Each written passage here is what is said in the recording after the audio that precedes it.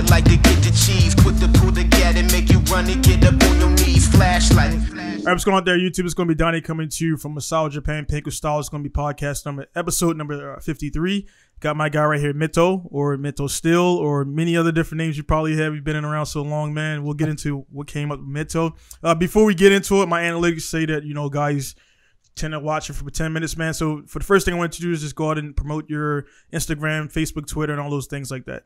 Okay. Well, you can find me on Instagram. It's heathen_defiance, which made a lot of sense at the time. And then my YouTube channel is Drift Crash. So I mean, like, everybody's searching for Drift Crashes, so it made sense. Yeah.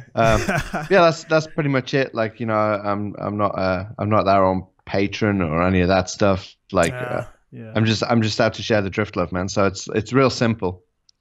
Yeah. So just getting right to it, man. Like Mito, how did that come about, man? Oh wow. Okay, so because my name is Matthew. Like back in the day, like this is really early on. This is a long time ago, but you know, we all used to have like internet names.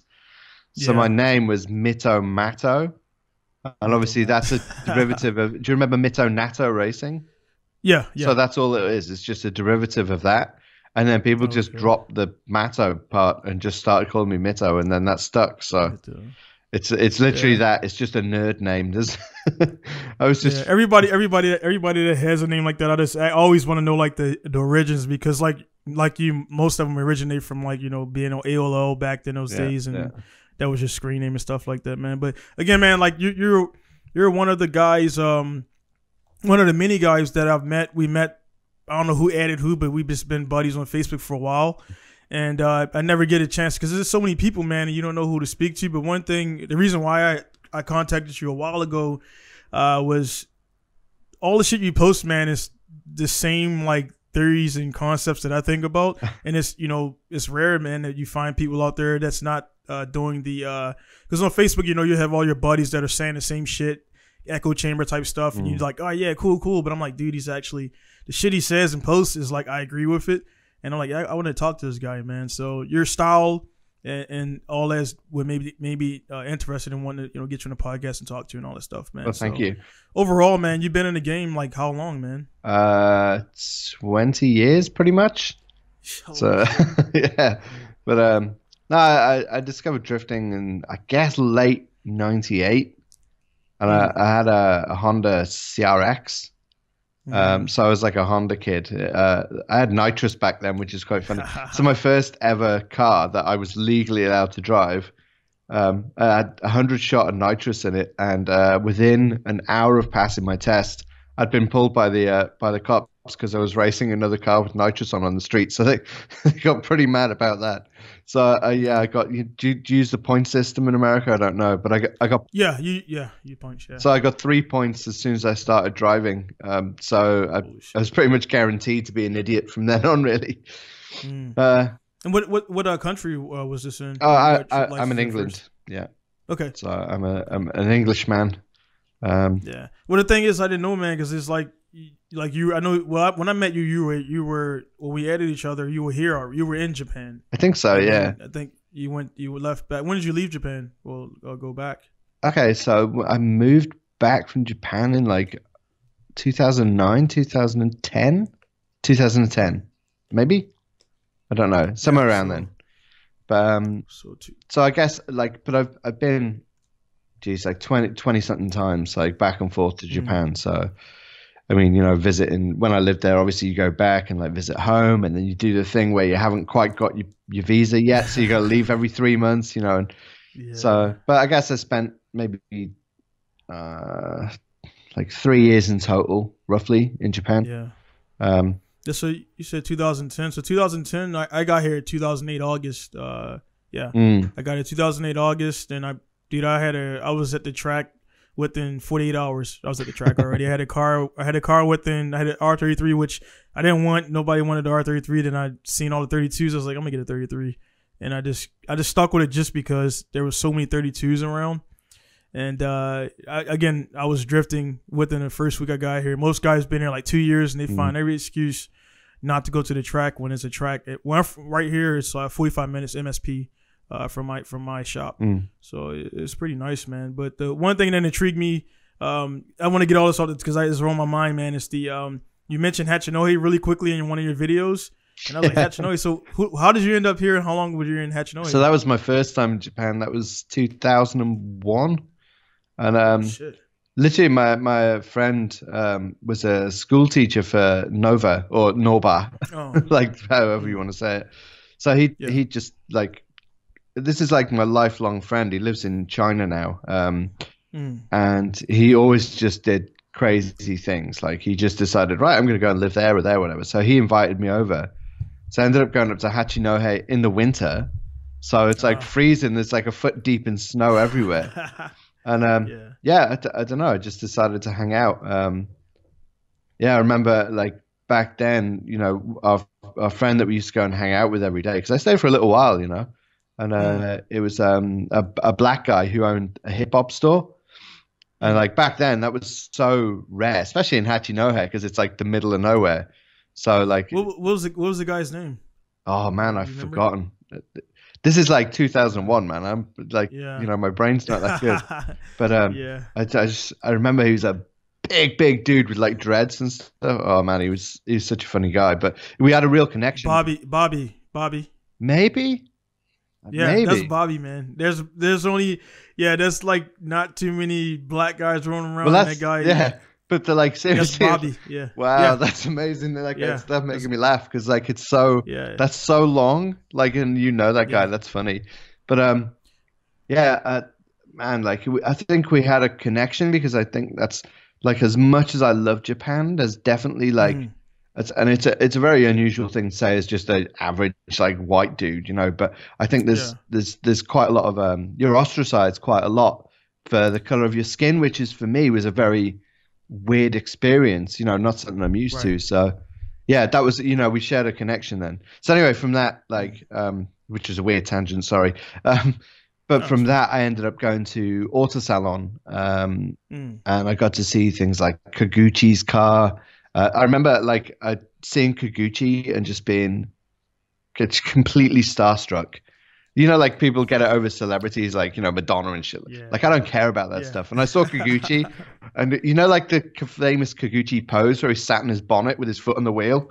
Yeah, he was doing He's that. in a racing suit. Yeah, he was. He was in he went through the thing wearing moccasins. So he was like wearing moccasins. He was like smoking a cigarette. He was like leaning like kind of post up on. But he was doing that pose at Auto Salon. I was just like, I was like a little schoolgirl, like losing my mind. I'm like, oh my god, it's Kaguchi, you know. But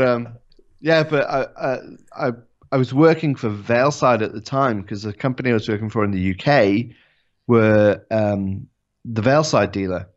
So I ended up going over to work with Veilside. I almost, like, it's only because it's black and it sucks on the camera, but I almost thought, hey, this is a special thing. I'm going to put my Veilside jumper on. So I almost had a Veilside thing on. It's like 20 years old, but I still have it.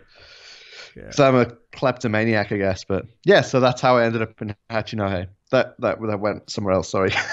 No, that's fine, man. It's crazy because I watched all your videos and then I'm like, oh, I rewind, like, what? Because you just like mentioned Hachinohe, then you went right on to the next topic. Yeah. And it is like back during that time, like 2001, it was all the port. I got here in 08, so I heard all the stories about the Zero Yawn and the drifting at the ports, and it was just like, you probably ran into, there was another black guy with dreads named Greg. He was a rapper. Oh, yeah. And, I don't know him, but I know of him, yeah. Yeah. And then another guy here named, another bigger black guy, no dreads, and his name is Antoine. And they were like the top two black guys, and then I got here and joined the black. You know, it doesn't matter. The color don't matter, but it just happened to be black guys drifting, which stands out in Japan where it's, you know, Japanese guys drifting. Yeah. And I initially wanted to go to Yokota Air Base when I came here, and I'm glad I didn't go there because that area, man, there's so much traffic, and here is space. Yeah. And it does suck. It sucks between late August and April. That's winter. That's winter time here. Yeah. And Hachinohe actually is less snow because the mountains are like more near here. But that's near the sea. Yeah. Sorry, I'm right by. Yeah, I'm right by it, man. So Hachinohe, then you left from there, you went to that area and everything, and then like you left. Like, for your experience, like you mentioned a good point, man, because I always ask guys this, like, what was your non-biased opinion of Japan, like how they treat foreigners in all aspects, from drifting to just going out to eat and everything? Well, okay, so and again, this is where it's a quite unique experience as the average white guy, you know. But like certainly back then, me and my friend used to call it the clown suit syndrome, where literally there were so few foreign people in Japan at that time. It was like you were walking down the street with a clown suit. You know, everyone would like drop a glance at you, like, and you get the thing where someone's like, their face is directly at you, and then when you catch them, their eyes go somewhere else, but the face stays there. You know? So we used to call it clown suit, and I don't know, like it's very mixed, because I think Japanese people on the whole are really lovely people. They're really good people, and they're fun and entertaining, and they want to involve you.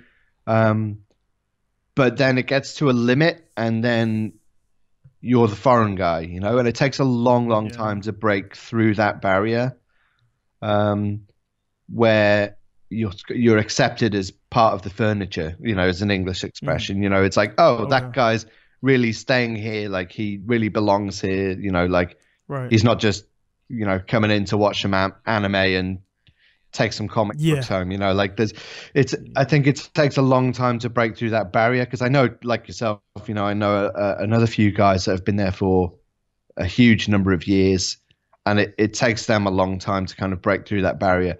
Especially, like, I think for me, I always I never quite broke through that, because my Japanese was never quite good enough to be completely fluently conversational. But so, like, I can get what, you know, I know all the drift words and how to talk about suspension and stuff like that. Like, that's not a problem. But yeah, I don't know. I guess that's it, really. There's like, there's just like a little gentle pressing. It's not a racism. I wouldn't call it that. But I definitely call it just. It's just kind of like someone's got a hand out, and every time you get so far, they just go, "That's enough," you know? Yeah. Like it feels a bit like that. But at the same time, I've got some incredibly good Japanese friends. Yeah, and that's the same. Like every time I ask guys, is the same. Whatever they explain is like the same thing. Like you said, they push away, but then like you said, you'll meet a guy like I just dropped in on the Kenji Yamanaka to pick up S14, and there are guys out there who know he's an OG drifter, been around for a while, and never met the guy, man. He was like, hey man, cool and welcoming, and then like you'll meet another guy next week, and he's just a total dickbag, man. And it's like that one guy will piss you off, and then you realize you got 50 other Japanese buddies that are opening, and they're all drifters, and they're welcoming. Yeah. And drifters, I notice.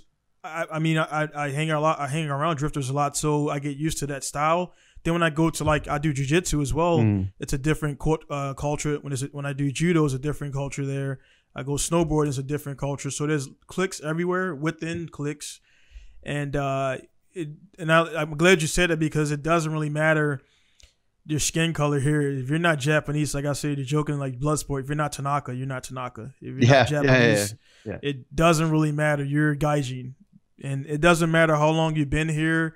How well you speak. If you do one thing wrong, man, they'll remind you, and they'll place you back and looking at he's a shit in business for sure. Like, you cannot make mistakes, and if you say you're going to do something, you better damn sure do it, or you won't get that job again, you know.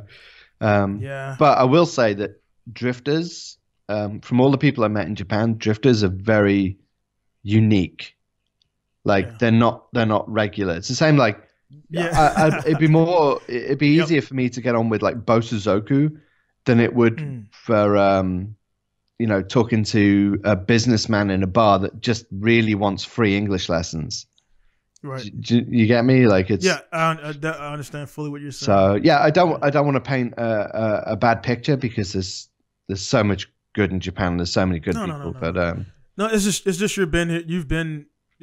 I really relate to guys like yourself who've been here for the long haul versus the guys. There's a lot of guys, I know you know these guys who come so often, like Australia guys, New Zealand guys, that they feel like they know everything. But I'm like, dude, you're staying for 2 weeks at a time and then you go back. You just come here twice a year, and then they feel like they're professional foreigners, professional gaijin was like, nah, dude, you gotta live here, go through it, work somewhere, and then really see how it feels. The frustration to be here on your own. The frustration of not being able to get anything done, or things that when you're at home, like if I need, I remember I needed a diff or something, like a differential, and it was like, oh, we can maybe get one in maybe a month or maybe 7, and it's like, dude, at home I can make a phone call, I can go and pick it up tonight. So like, what's the problem, So like you run into that. But I think a lot of people go to Japan now, and they go to Ebisu, and they have the Ebisu. It's like now it's a package holiday, and it's definitely not. It's definitely not the experience like when I first went. Like we were running Toge, running at the docks and things like that, where it's not the same thing. Like, like when I first turned up at like the docks to go drifting, man, I went out to run with people. They saw a white face behind the wheel. They stopped driving. Yep. Like, no, you ain't driving with us. And I was decent, I wasn't a terrible drifter, or at least I thought it was decent. But yeah, they wouldn't even drift with me. They like, it took me, I think, maybe 3-6 months before people had even talked to me. It's like, oh, you're not just here once with a car you're trying to export tomorrow. Like it's like, oh, you actually like come in, because I was going like 2 or 3 times a week as well. That was my entire purpose of being there. So everything I did was facilitating that. But I don't know, that package experience. I think it gives people a good impression of Japan. But it's an impression of one window. It's just that little frame of, kind of, right, I've been to Ebisu and Kumakubo and Tanaka and whatever were nice to me.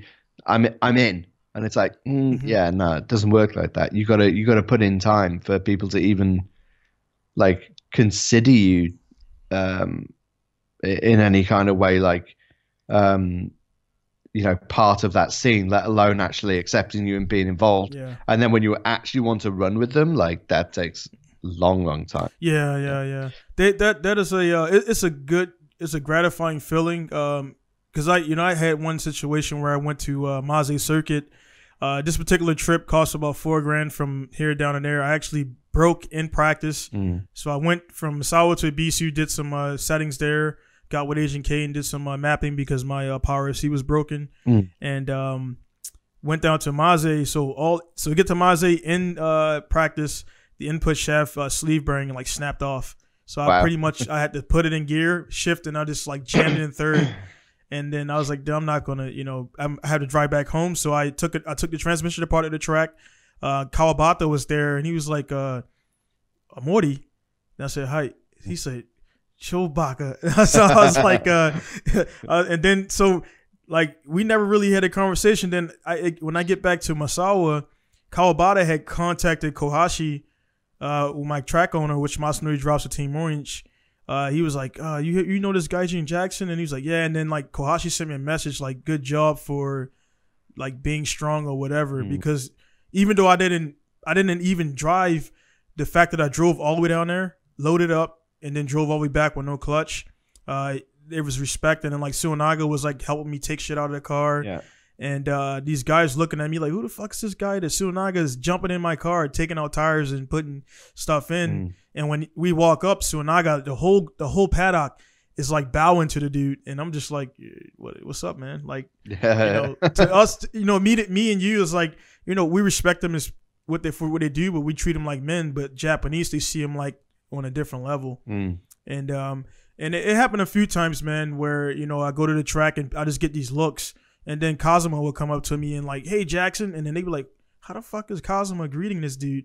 And it's just because, man, like you said, the FaceTime, put it in the time, not even winning, but just like showing up and driving and then knowing that I come all the way from 8 hours away with no trailer. Yeah. And just like scale alone and like, hopefully I don't fucking wreck because I'm fucked. You know what I mean? So and then, all right, so you're in Hachinohe then, like where did you spend the bulk of your time? Mostly like what prefecture? Nagoya. So literally in Aichi, yeah. So okay. That's right. That's right where all the chop shops are there, man. Yeah, pretty much. Yeah. But they're legal, guys. They're legal chop shops. Legal chop yeah. shops. But Yeah. again, I had a friend who was living in Nagoya, so it was purely by chance. In hindsight, I think I would have gotten better if I'd lived in Osaka. Like if I'd gone there and lived there, I think I wouldn't have left Japan. Like eventually I ended up having some kind of like. So I like damaged my neck from drifting so much, and I didn't realize this at the time. So like if people think they drift a lot, like you don't drift a lot until you live in Japan because it's open access. So we were drifting like as much as possible, and that's like 2-3 nights a week. And you're not doing like nice big glidey American drifting. You're doing violent snapping, bouncing off, snapping. Like it's gnarly. So I ended up like from all of this motion, like. I ended up these, I don't know what the hell the name of the muscles in, like your shoulder muscle or whatever. Yeah. So anyway, what was happening is they were getting, like all the muscles that operated my arms in this motion were getting really, really strong. So all the other muscles were getting weak, and this is like legit, right? So what was happening is my muscles here were like clamping up, and then my shoulders are like doing this, and like I was basically like just folding myself up from training just one group of muscles all the time. And anyway, what it was doing was giving me like shooting chest pains and then shooting pains down my arms and making my fingertips go like pins and needles go numb and stuff. So at the time, I just completely convinced myself, you're having a heart attack, you're going to die. And obviously you're on the other side of the world. And I like started going a bit bonkers. And then I got to a point where like I was ready to jump off a roof, like I was like, and that happens to a lot of foreigners out there. There's quite a lot of things, that feel stressful. And you can end up at points where you're like, you go, the love-hate cycle with Japan where you get 3 months. I love this place. 3 months. I want to kill everybody, So yeah, it was one of those moments. And, I was like, I went to the doctor and I'm like, dude, I'm getting these pains, like all this stuff's happening. I didn't know it was my muscles at the time. And so I told him all these things and he's just like, nothing is wrong with you. And I'm like, you're an idiot. Like you don't know anything, like I couldn't believe him. Anyway, I came back to England and, by this point my head was just gone, So I ended up just like going to a physio and like dealing with all this muscular stuff. And like eventually I got back to the point where it's like, oh, everything works normally. But yeah, that load from like drifting that much was just ridiculous. I forgot even where the point came from now. Yeah, did they ask you like why? Did they ask you like what symptoms what situations could have prompted that, or they just literally drifting? The physio said that is not drifting but driving. He said that's from an excessive amount of driving. So. Right. But yeah, I was out like 2-3 times a week, like hammering it, not for like, hell yeah. An hour. Like we'd go out and we'd probably get to the docks for like 10, 11 and we'd be going home at like 4, 5. And then I worked at like an English school, but, are you aware of the schools that are basically, they're only there to launder money for like the Yakuza? Yeah. Yep. I worked in one of those. And I didn't really realize at the time. And then afterwards, like when it was happening, it was like, so I've got like 30 students on the books, but only like 2 ever turn up. And the rest of the time I'm just sitting around and they paid me a lot of money for doing it. Yeah. So I was getting probably like $2,000 a month, but I was working, like maybe 2 days a week or something, like just nothing. It's not you're not going to complain about it, like cool. I think in a week I was doing like 4 hours of work. Like that's it. Holy shit. And like when I first like all my lesson plans, like, oh yeah, this is awesome. I know what I'm doing. I've done my TEFL course and all that. And then it's like, oh, I'm just having a conversation in English and then getting paid. That was weird. So initially, like, when you came here initially, it was for the teaching of English and stuff like that. No, hell no. Did you pick it? Okay. Always drifting, always. Yeah. So I mean, because that's one. No, go ahead. Well, I was going to say even before that, like I was a skateboarder growing up. So a couple of my friends ended up being professionals in America and things like that. But I was really into that, and I wasn't interested in cars. And as soon as I got to cars, like it was within 6 months, I'm like, right, that's it. I'm drifting. That's the rest of my life done. So, and here we are 20 years later. Yeah, it kind of happens that quick, man. Your life, it's one of the things where you, like you mentioned, being 20 years is crazy that it feels like I just started like last week. Same thing. I came from Honda. I was in a game when like the CRX, the EF, EGs, B18, ZC, GSR swaps were big.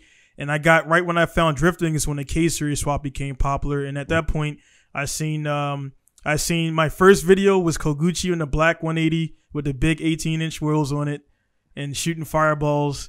That was the first video I ever seen.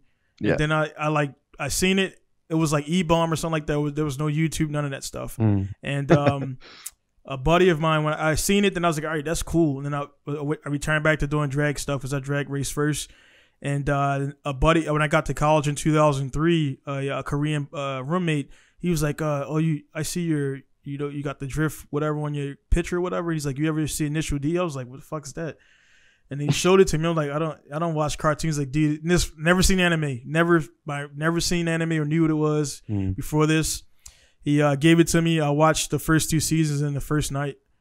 And I binge watched them. Like, dude, I was fucking hooked. And I was like, that fucking thing, man, with Gran Turismo, like, got me into to really get into it. Because I got into cars in 99, but I didn't really know anybody. I didn't come from a family.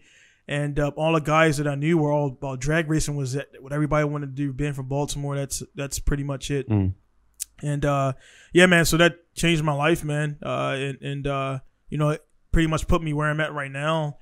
And I don't regret anything, man. It's just like breaking shit, losing tires and losing time to sleep. And like all this week, I've been going to sleep at 2 a.m., 3 a.m. working on engines, and it could be worse, man. I think it's like something like drifting is a unique thing, like the same as skateboarding. So when I skateboarding was my life. I was either skateboarding or watching videos about it or reading magazines about it or thinking about it, or just like it's really consuming. And I think drifting is the same as that, where it's just like it's not just getting in a car and driving around a little bit. It's just everything. I mean, you're like all this junk behind me. Well, it's not junk, it's gold, but all the stuff behind me, like, I'm above my garage. So like below me is just years of obsession with this stupid thing that we do. Like, and I don't know why I found it so addicting, but it just gave me a purpose. And gave me something that's like, because when I started drifting, I sucked at it. I sucked so bad. But like, and obviously we didn't have anyone to teach us back then. We were just crashing in roundabouts and, acting like dicks and hoping it'd work out. But like it just, because I was bad at it, because it was hard, because it was like, something that was challenging. And like, I've always been someone who can like kind of do things quite easily. So if you give me something to do, like I'll work it out quite quickly. But drifting, like I couldn't get it, and it pissed me off. And I'm like, I want to do this. Like more than anything, I want to do this. And I think because I say quite often, like somebody who's naturally talented at something, I think they get to a certain point and then they can't progress with it because their talent takes them there, and there's no system of learning in place. They haven't taught themselves how to teach themselves. Right. So because I was bad at it, like it always gave me a way of saying, hey, I need to learn more, and using it, like using that kind of drive to push myself to learn different things. And I think that's why I ended up so like niche with drifting in a sense of in the Western world. Like I just put the video out on YouTube about technique. Yeah. And if you live in Japan and you're a Japanese, all those words, exactly what I'm talking about. About that snapping motion and, the timing and everything. You just know because that's just how it's done, So, but here, in the rest of the world, the amount of guys that have said to me since I put that out, and I won't point the finger at anyone because, like, it's not useful, But the amount of people that said, oh, I've always done it like that. I just didn't know the words. And no, you haven't always done it like that, you know. Like I can see by your driving, and there's a detail in there that you have to put the study time in. You have to put like your eyesight into, you know. You have to figure out how to see that motion and how to see that timing. And it's not, I've made it as obvious as I can, but you still have to study. You still have to put that time in. Yeah. And because drifting has got that expansion constantly, there's never like a limit to what you can learn and study and see. Right. You know, like, you know, it's just, it's constantly ongoing. I do want to go back though and just quickly say that the Kikuchi 180 video, like even back then, Kikuchi's just like, he was ahead. He was way advanced. His engine was like shifted back in that car. So that was the mid-mount engine car, and he had a dogleg box.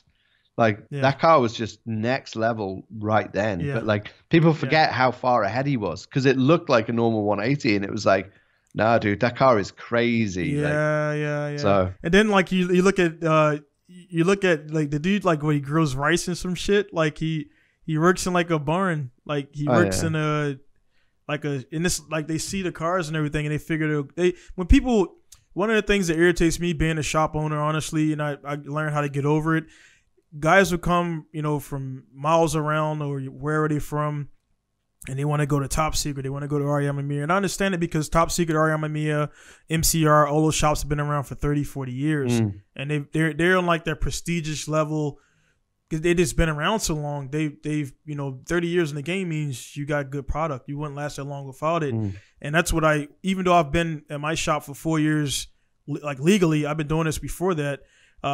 They don't understand, like, you know, I'm not the quality, man. Like, I'm not going to, the money, I need it, but I'm not going to sacrifice my quality to do stuff. And I don't know if you've seen my other podcast.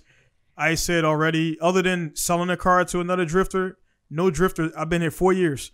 I have made $0 from a drift car. $0.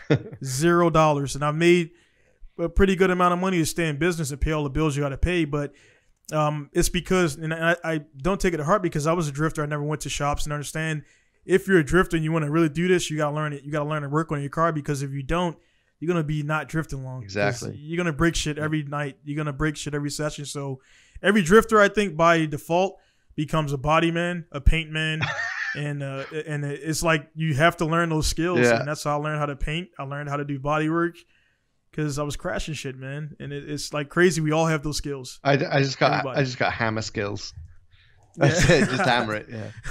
Just the hammer out the quarter panel, or the guy with the jack. That's like advanced technique when you put the jack in there. Oh, that's next level. Yeah. That's next level right there, man. That's Porsche level, F1. But yeah, man, I do like the culture, man, because I've been away for 4 years since I opened this up. But it's amazing. Like your video, actually, I learned a lot. I mean, I've been in the game 20 years like you, man, but I learned a lot of stuff from your history. I watched it twice, your history video and the technique video, because actually, believe it or not, I've been here this long, but some of those terms I didn't know. But I knew, I've been around these guys so long. I've seen it. I've heard it. I've always heard the tapping of the gas. Yeah. I didn't know why he was doing that until you explained it, but I knew it was a reason why. So, I mean, for the guys out there who've been, you know, in the game this long, and like, I live in Japan and I didn't know that. So, guys, shut the fuck up and just watch the video. So, dude, it's definitely good videos and everything, man, and the culture is good. But it changes so much now when I go to the track. There's two new generations there since I last went there heavily. So when I show up, they like, who the fuck are you? And like, what are you doing? So I just kind of like, I just smile and nod, and I was like, you know, this summer I'll fucking show them. So you just got to drive, guys. So when you come here, you could talk whatever you want to talk. If you don't speak Japanese, you can't talk much. You just got to drive, and they're all going to treat you like shit initially until they see your skills.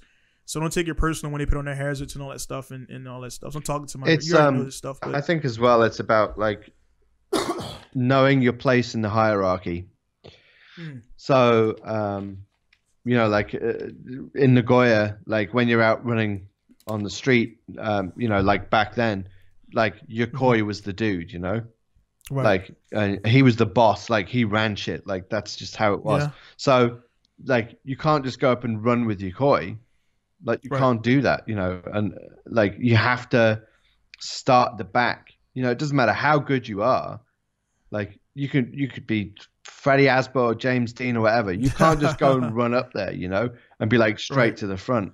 But if you're Naoki, you can go, hey, I'm like on your level. You can go and run at the front because you're above the other guys in Yokoi's team. So it's like knowing how the hierarchy works and knowing your place. And I think for Westerners, like Westerners have got this like, well, I'm just as good as you, you know, like because they think on like if I meet someone who's a billionaire, right, and they've started at nothing and they've worked their ass off and they've become a billionaire, whatever it is, and like they've done more in their life than I have, and they've done something more influential, like a doctor. Like I've done a shitload of stuff with drifting, but I don't save lives on a daily basis, you know. So I know to look up at that guy. That guy's above me in my estimation. It's like, hey, you do something better for society than I do, so I'm going to look up to you and revere you because you've worked for that, you know, and you deserve that level.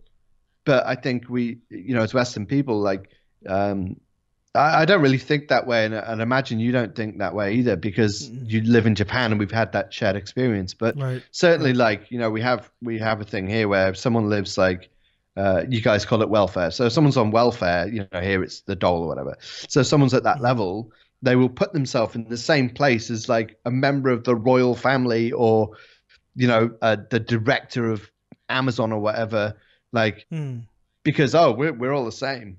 I'm as good as you. And it's like, no, you're not. You've got to work for that shit. So, and I think that's a very difficult thing to accept as a Westerner, or as someone that's not used to that hierarchical, is that a word? Hierarchical. Right. Yeah, hierarchical structure. Whatever. We get it. Yeah. So like, if you can be accepting of that and you just go, hey, that guy's a shitload better at driving than I am. If you can accept that, then you're going to learn the most in the shortest amount of time because you just go, that's the guy I need to look to. 100%. You know? 100%. To a degree, though, that can then hold you back because I think if you're going to go and win things, you need to have a separate sense of sort of like self-worth. If that makes sense. No, that makes sense. I know what you're mentioning right now. I know I won't call him all here, but I'm going to have him on a podcast and I'm going to talk about it in public because he's this particular guy is a good guy and he has the skill. But me, before I get into him, myself, before I got into drifting, I was big into sports, contact sports, wrestling, football, everything. I do martial arts, MMA, all that stuff there. So physical aggression is easy for me. And people saying, what does that have to do with drifting? When you're competing, even though like they say drifting is fun, like, dude, you're going out there to fucking win. All I'll say is, you know, you'll know this straight away. The Book of Five Rings. Yeah, that's it. You just got to adapt that mentality and then separate normal life and normal fun. Like if you're going to win, and like the reason I like Musashi is because Miyamoto. Yeah. So the Book of Five Rings particularly is because, you know, like he was so successful because people had a preconception and he knew how to manage that. And that's exactly what you get from like jiu-jitsu, from fighting sports, is you have that mentality of, sure, I respect you, but I'm here to kick your ass. Yeah. You know what I mean? Yeah. And I think that's something that for me, like I never learned that. Like I was like, like when I was younger, I never wanted to battle people because it was like, you worked really hard to be here and I don't want to take that away from you.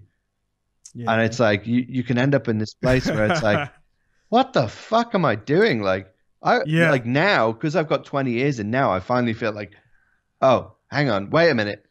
I worked my ass off. Like I worked harder than all of you fuckers. Like, so now I can do that. But it like to get that shift in my mentality, it took like, you know, listening to Miyamoto Musashi and like reading the Book of Five Rings and the Art of War and like not just listening to the words, but actually hearing the words and understanding them.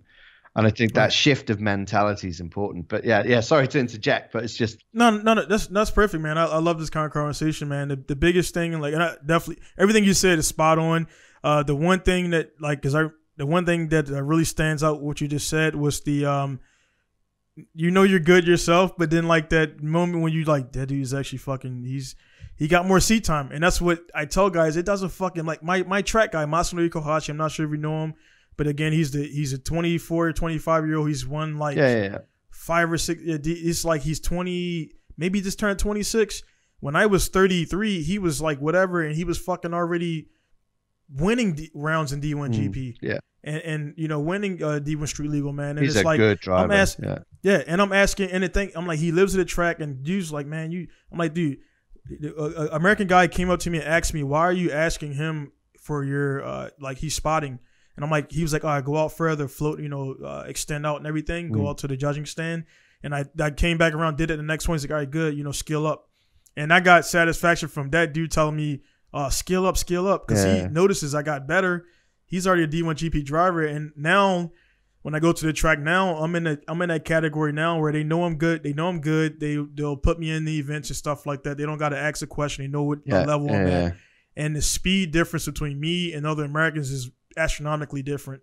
So now when I go to the track, those guys like, oh, you quit or whatever. I'm like, all right, cool, dude. I'm running the shop. I don't have time. But now when I go to the track, I shake some hands. I nod. Then I get on the track, and then when I come back, the new American's like, dude, I didn't know you could drive that good. I'm like, dude, it's just seat time. That's the only separation between me and you. And just acknowledging that, you can fucking do a figure eight like Naoki, but he can do a lot more. And when you acknowledge that they're just better than you, you'll notice that and you get better. And I noticed my game got better when I acknowledged that, hey, he is better than me because seat time and natural skill or whatever. But that's another subject. Like with Naoki in particular, because like I often do comparables between like, you know, James Dean and Naoki and or whoever, you know, East and West or whatever, but particularly those two guys because they're both incredibly good drivers. But James has a particular window that he works in, and Naoki has a particular window that he works in, but the level of detail in each is completely different. And Western driving is very much about efficiency. So like, hey, you know, I'm gonna, you know, because obviously the whole welder diff thing and all that. You can go and watch my YouTube if you need to understand that. But I'll link it, guys, so you guys don't link it. But so effectively, like, if you're just on the throttle and you're working the left foot brake, you know, and driving off the steering, it's a completely different thing to how Naoki's driving and working off the rear wheels and locking and unlocking the diff. And like a lot of Japanese driving is nothing to do with making the driving better.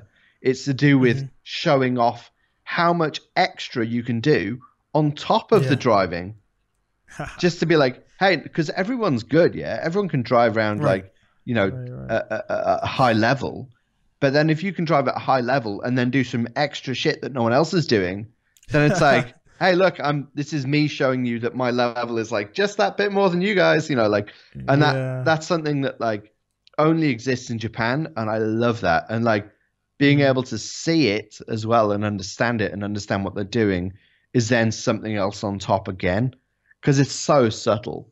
You know, some of these things are just tiny little sounds, and only small like stuff. That Japanese like meticulous nature just you know, makes people notice that. You know, it makes them go, oh, well, he did this tiny little detail then. And the rest of the world goes, what are you talking about? Like, nothing different. They don't happened. see it. Yeah.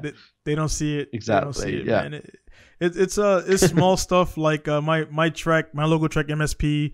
I wish that came. You were here 2001. MSP started. I got here in 2008. It started 2007. So all the street guys all migrated from the mountains. And all guys, they came off to their MSP, and these guys, they were teams. Greg told me the whole story about it. It was like this team, and it was this team, and they all came to the track, and everybody was like in their little teams, and they didn't really talk to each other. And then like all of them were, I mean, good drivers. They're all were fucking off the track because the Toge, and a lot of guys might don't understand. I know you know this, but Toge and circuit driving, two different people, normally some guys can do both. But normally the Toge guys stay Toge because they don't want to pay the track fees, and they want to go out there and do whatever they want to do. And then it's a different. I know you had the feeling where it's like because you're like doing something illegal, so you get that extra buzz from drifting on top of that. And then you go to the track, and it's just like, all right, well, I'm safe. You'll do more than you'll do on the street. And I wrecked the car. I wrecked my D1. It was D1 divisionals. It was like a D1 street legal build. Wrecked my car. I spent about $60,000 building the car, and I put it in a fucking ditch, 10 feet down the thing. Luckily, I was drifting with Yakuza. Yeah, it got it out. But if it wasn't for that guy and his dad, I would be fucked. And I ended up not having insurance that night, so the car I had to pay the dude $1,000, which I didn't have, and it fucked me for 2 years, man. Wow, that sucks. So that was I retired from Toge. That was the last time I ever went to the Toge ever. It's just Toge. It doesn't play, man. It's unforgivable. Like I think this is. I had one of the Irish, like quite a high level Irish driver that got really upset with me because he couldn't accept and he couldn't really comprehend that people genuinely risk their lives on the Toge. Like he was like, nobody is that stupid. Nobody is that. That's ridiculous. Yeah. Dude, I did that. Yeah. Like that was my regular. Like once we didn't do it every night. Like Toge is hardcore. Like you don't mess around on Toge. You're on your A game or you're off. Right. And off is bad. So like. Man, we'd go to Toge and just like crazy things would happen. But if you're there, like, it's a very Japanese mentality where if you're not good enough to be at the Toge, you have no business being at Toge. If you fall off, that's on you. So it just, I don't know if you can hear it. Just started raining real hard. So if you get rain noises, I apologize.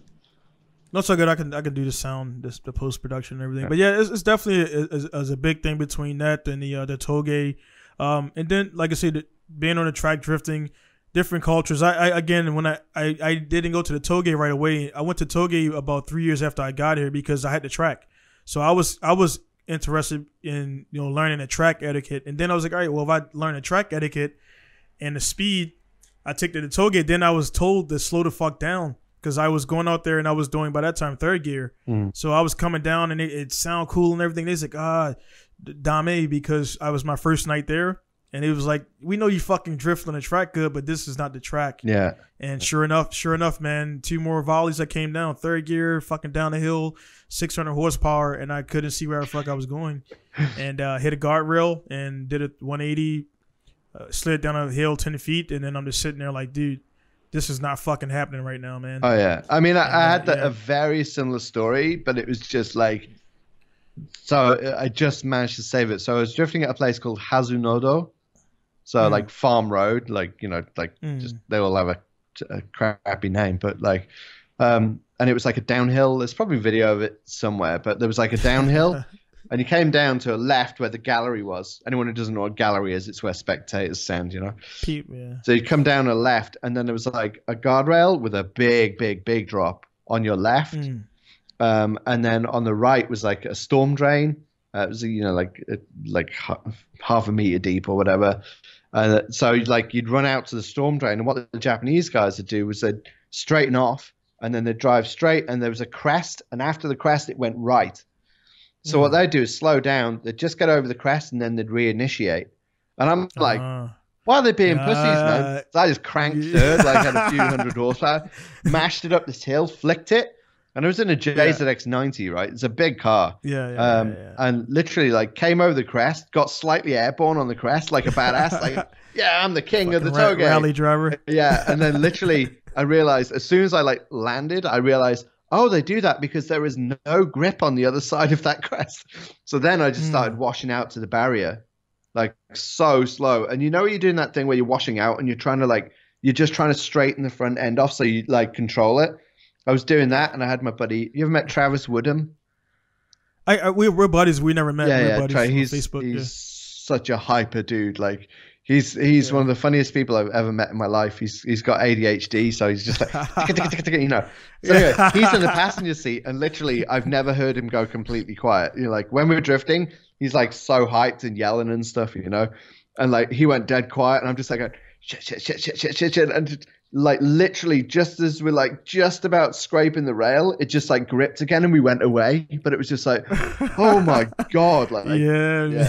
And I was just like, that's why no one drifts over that crest, so it's like But that's such a new, like a a kind of new to Japan thing to do. Is like, oh, they're not doing this, I can do that. I'll show them. Yeah, and that's exactly that's what you explained is exact. And there's like that's the reason why they're not saying slow down because like you can't do it. They knew I could drive, but yeah, that's why. Dude, he was the first time I came back. He was like Sugoi, but I forgot the word for slow.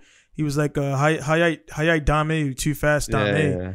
And it'd be again. They and the thing was, I came with him, so he vouched for me. So I was automatically, and that's what you explained earlier when you showed up and for like 3 months, 2 months. Yeah. If like you come there, I'm talking to general the guys right now. If you come here and a guy like vouchers for you, you kind of get inducted in the inner circle, but you're still kind of like on the outside. Yeah. But again, then so, like if he vouched for you and you crashed. Like that's on him. Yeah. So then like, it's like, oh yeah, sorry, that guy's a problem. Like he never asked me back after that. I mean, even though I crashed a D1 car, he contacted me for some dumb shit, but it was never to go back and hang out because I'm pretty sure they was like, yeah, don't bring that fucking guy back. Yeah. Because they knew, well, number one, and this is what sucks here in Japan, they seen the fucking D, and I should have took it off. They seen the D1 stickers and all this shit and the sponsors.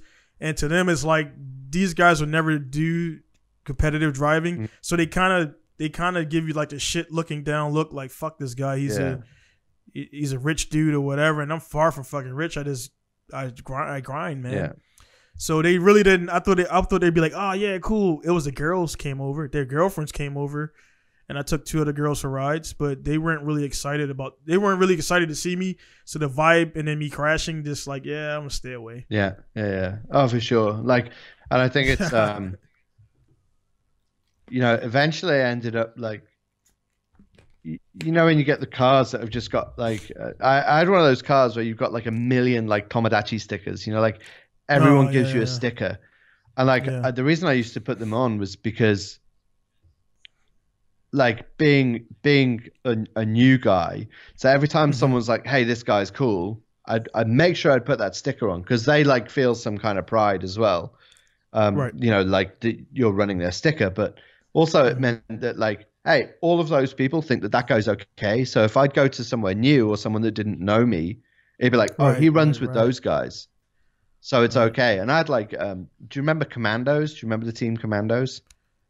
I don't. It's like a really old, famous like Aichi team. Like I had like I'm so pissed at myself that I like didn't get 2 of the stickers and just keep one of everything, But like I had the original Commandos, like one of the original members, like he gave me a stick and was like, "You're okay, like you get a pass," Right. And then do you know in Guance, the Brazilian team, I don't, man. Like super famous Brazilian team.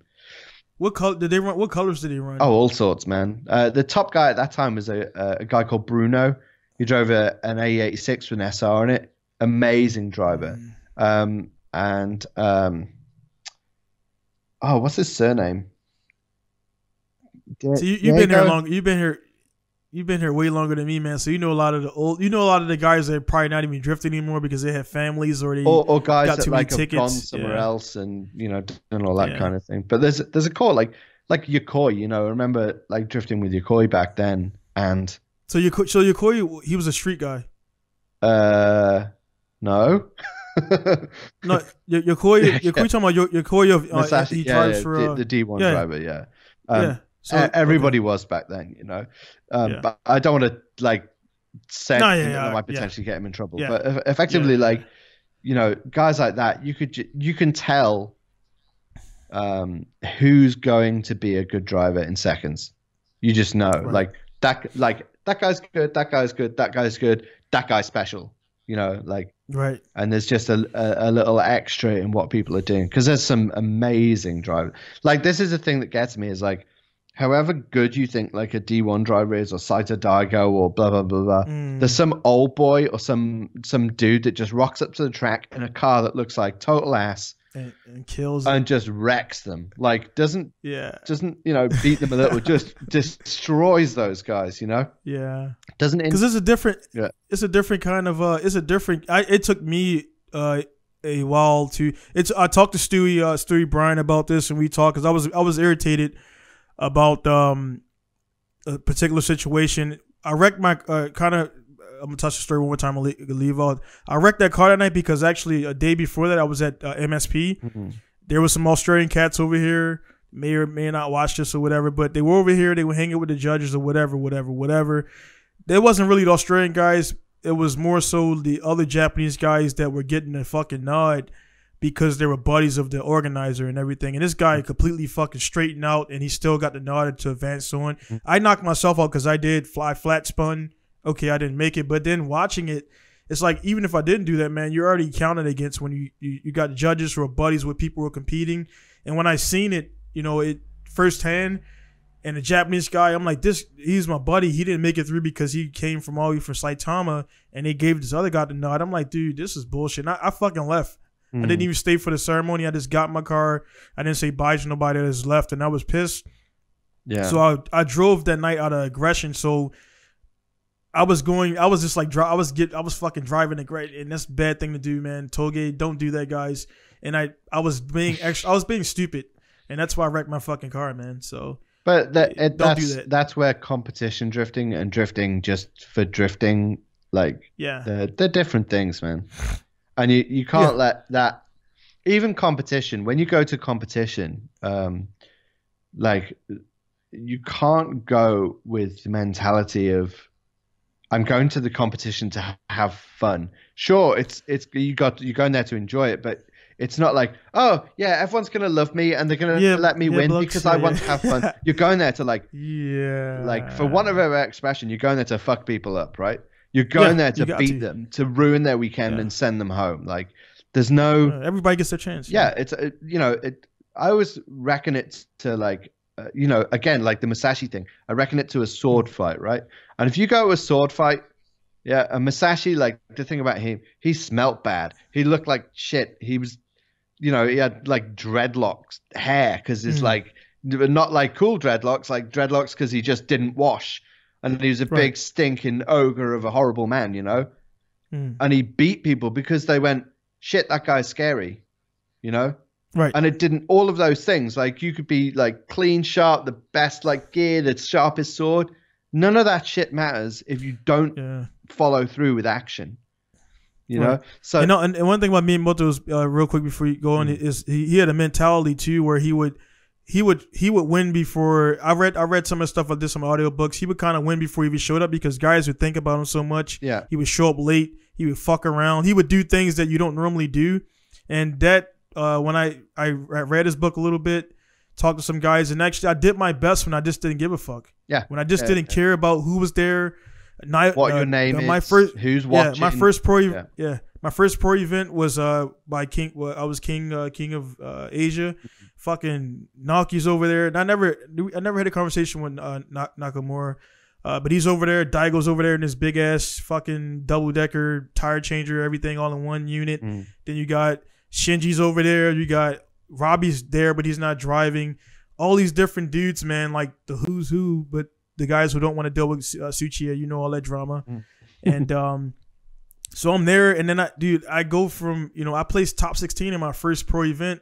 I didn't get a single point in D1 divisionals, nothing, 0 points. And I go from there to like, pro license.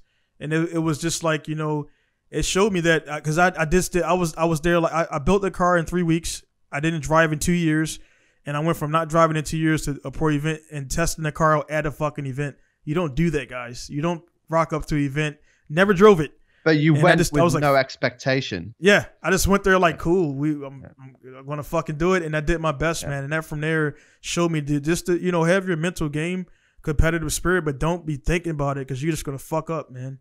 But that's like the most successful people I know in battles are almost slightly ignorant of the situation. If that, because they don't care about all your bullshit and your drama and your hype. Like, they're there to fulfill a purpose. Right. And like, even this conversation now, like, I'm cautious with what I say because at some point, like, I know if one of my competitors, because I'm going to go competing again, and I know if one of my competitors watches this, I want them to have an impression of me. You know, like I want them to think, oh shit, that guy's thinking about this or thinking in a way that I'm not. And that way is, I'm not there to be your friend. I don't care if you like me. I'm here to destroy you. You know, I'm not here to beat you or just like, oh, you know, I'm going to win this little battle and it's going to be like, I want to destroy you. I want your wheels to fold in. I want you to cry and I want you to run home to mummy. Like that's, but we can be friends after I've destroyed you. That's fine. I'll give you a cuddle. It'll be okay. But before then, that mentality is separate. But then if we're running like for fun, you know, for the love of drifting, then it's an entirely different mentality, and it's a group mentality. I really love driving with other people. And you know, like the last time I was out, my buddy like crashed into my rear wheel, and it's like dunk, you know, and it's like all funny and stuff. Like it's cool, he hit me. That means we're close, right? So, like hopefully he'll hit me the next time. Like, you know, it just like the mentality shifts, and I think having that ability to shift the mentality is helpful not only in drifting but in life. And I think that those lessons you learn from drifting apply to normal life as well. Yeah, definitely, man. In a group thing is definitely it's one of the things I kind of suffer from not having. One thing a lot of guys out there who are watching my channel, they know about it, maybe yourself and other your viewers won't, is I spent 3 years in Iraq. So my thing is I was in combat. I've nearly almost killed people. I've assisted kill. I got assisted kills, and you know, people staying on war and all that stuff. I did it because I wanted to buy drift parts. That's why I did everything I did. So that's why I joined the military to get cars, and it worked out better because I got here to Japan to do all that stuff. So I'm not, you know, I didn't kill any babies and stuff like that or whatever. Doesn't matter if I did, but whatever, the war stuff I don't want to touch on too much. But anyway, my thing is kind of staying away from people. I run my shop alone. This whole thing, my audio, my video, everything you see is me. I don't have a team, and it's good to be self-sufficient, but at the same time, I don't have a group of people to drive with, which sucks, man. Like when I go to the track, it's just me, and then you got all these other guys in their groups, and they'll invite me in, and that's cool. But it's nice to have a group of guys when you're doing something like this, which becomes cliquish. If you go to Mazi or Mobara circuit, it's a bunch of little cults and groups, and you can't really just jump in there unless you're invited. I think that's a byproduct of I don't think it's necessarily a byproduct of your mentality, because we all like, you know, everybody needs their own space. That's normal. Right. Everybody like wants to hang out with people and have friends. That's also normal, you know, like there's got to be that balance there. But I think if you look at the teams, generally in Japan, a lot of them revolve around shops. So, you know, like there'll be a group of guys at a circuit, and, you know, they're all from the same team, but actually what it means is they all go to the same shop. So like Mind Control, for example, you know, because I know Mind Control quite well, they all go to Yokoi shop, you know. And there's a big thing in Japan as well, is, you know, the business loan scheme, yeah? So where like you get a business loan, so like for anyone who doesn't know really, you can get a business loan. So what happens is like you get a team of drifters and they go, right, we're going to open a shop. We want to have cool cars. So one of those guys will get a loan from the government, which is like, I don't know, it used to be like 100 grand or something. It was a lot of money. Very, very easy to do. Yeah. So you go and get a massive stack of money. You go and open a shop, and then you go, oh, sorry, I messed the business up. We're going to close. But you've already got all the cool cars and everything. And then the next guy will then open another shop when you've got the cool cars. And then you'll run that. And then if you need more money, then that guy closes and the next guy. So you end up with a group of people that all, as a unit, work together to do that. So they're like naturally fixed together, you know. And Japanese people tend to stay in groups for a long time, like, because that's just the way it is, you know, because it takes a long time to know somebody in Japan, I suppose. I want to get speaking of that, I want to get Shane Bingham on, man, and talk to him, because I know he hangs around Naoki a lot. And I don't know what I know he runs this deal with the export and parts and everything. Stacked, we kind of do the same thing. Yeah, we talked a little bit ago when his customer bought one of my cars but didn't pay for it. We settled that. So Shane is a good guy, and he helped me out with that. But the biggest thing, like, you know, obviously, man, I know you've been on there a lot. One of the things, you're one of the guys that have been in the game a lot. Just kind of a little bit of shift from what we're talking about. But my shop, the name of my shop, you see it in the background, is Penku Style. So I asked Luke Huxman, I asked Alexi Smith, I asked all these other guys, Dino, all the dudes, all the guys that know like all the guys. And when I started my shop, man, I was like, hey man, is there anybody in Japan that has anything resembling close to Pinku style? Yeah. And they said, no, man, everything is good. At that time, Team Burst was around, and that's what my team. So Team Burst was around. Whatever happened, Team Burst disbanded or Naoki left or whatever happened. Yeah. And then shortly after that, it was N Style, and then I started seeing Pink Style, and I was like, whatever, cool, that's the group name. And then people started saying that I took Pinku Style from him, and I'm like, dude, no, that wouldn't happen. I'll clarify this right away. Yeah, please do. N Style is Naoki's shop. Mm-hmm. And Pink Style is Mickey. So Pink Style is Mickey's thing. So it's like, like Naoki and Mickey are obviously like, peas in the pod. Right. Yeah, So you haven't trod on those toes, and like like that's quite recent. Pink Style is a recent thing. And I knew, but the thing is, because like you said, man, you said it when we first started out, notoriety, man. Like I know a lot of people know me, but then there's on that level where you say, well, he's just fucking better. Naoki is a more internationally known drifter than me, hands down. He'll get invited to any drift event. He'll show up. He'll have a car there. I can probably do that, but it'll be easier for him to do it because he's the Daigo Saito, Naoki. Those guys are just already, they're like the household names when it comes to drifting in Japan. And then I know James Dean, I know like the Shanahans, I know all those guys. Too, yeah, Dwayne McKeever, he's a beast. Yeah, all those guys are. I study. One thing I do is I'm in Japan, but I do look at the American scene, I look at the Europe scene, I look at Australia scene. So it's like some people seem to they get in one area and they get fixated and everything, but the whole group thing and all that stuff broke down with all I was kind of getting to my stuff was, and I'm glad you clarified that because a lot of people thought I was copying them, and then I'm like, I didn't explain myself because I'm like, dude, if you really want to find out, but it doesn't matter, man. It doesn't matter. You get lost in details that like, there's probably before you there was probably something else called Pink Style. And there's probably something else called Yellow Style or Orange Style. It doesn't matter. Like Pinker Style is your thing. And like even if I made a thing called Pinker Style, that thing that's there, that's yours, that's still yours, So like don't worry about the details. Like somebody's always gonna plagiarism is out there. Right. Yeah, so I got the business, and I'm a creator, so that I really took that serious because I have my logo is registered trademark, my name is registered trademark, my business is registered, and also the thing that kind of let me feel okay about it was when I got first published in Doherty 10. If Doherty 10 knew that they would never publish me. No. They would never put me in a magazine. No. They would have said, nah, we're not going to do it. The fact that they put me in there and Naoki was like 3 pages away from me selling his knuckles, they would have said, no, you got to fix your name. And he was like, I was like, well, it's Romanji. They was like, what's the U for? It sounds like hentai. I'm like, I just wanted to I didn't want to say Pink Style, and I'm glad I didn't fucking do that. Sounds like hentai. Yeah, so I was like, Pinku is like, Romanji for pink. Yeah. Or and what Romanji, like for anyone who doesn't know, is westernized Japanese. Yeah. So it's like like pink is English, Pinku is Japanese. Like it's as simple as that. Like that's all it is. Yeah. And I was like, I don't want to say pink, and dude, I'm so fucking glad I didn't say Pink Style. That would have really fucked shit.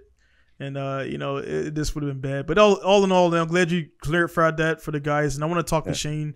And this, if there's, I don't know their feelings, because like you said, Naoki is in his fucking zone doing what he's doing, and I like that he does that because he doesn't strike me as a person that gives a fuck about what Daigo's doing, what this guy's doing, what Gucci's doing. Yeah, Naoki is one direction. His direction is win. Right.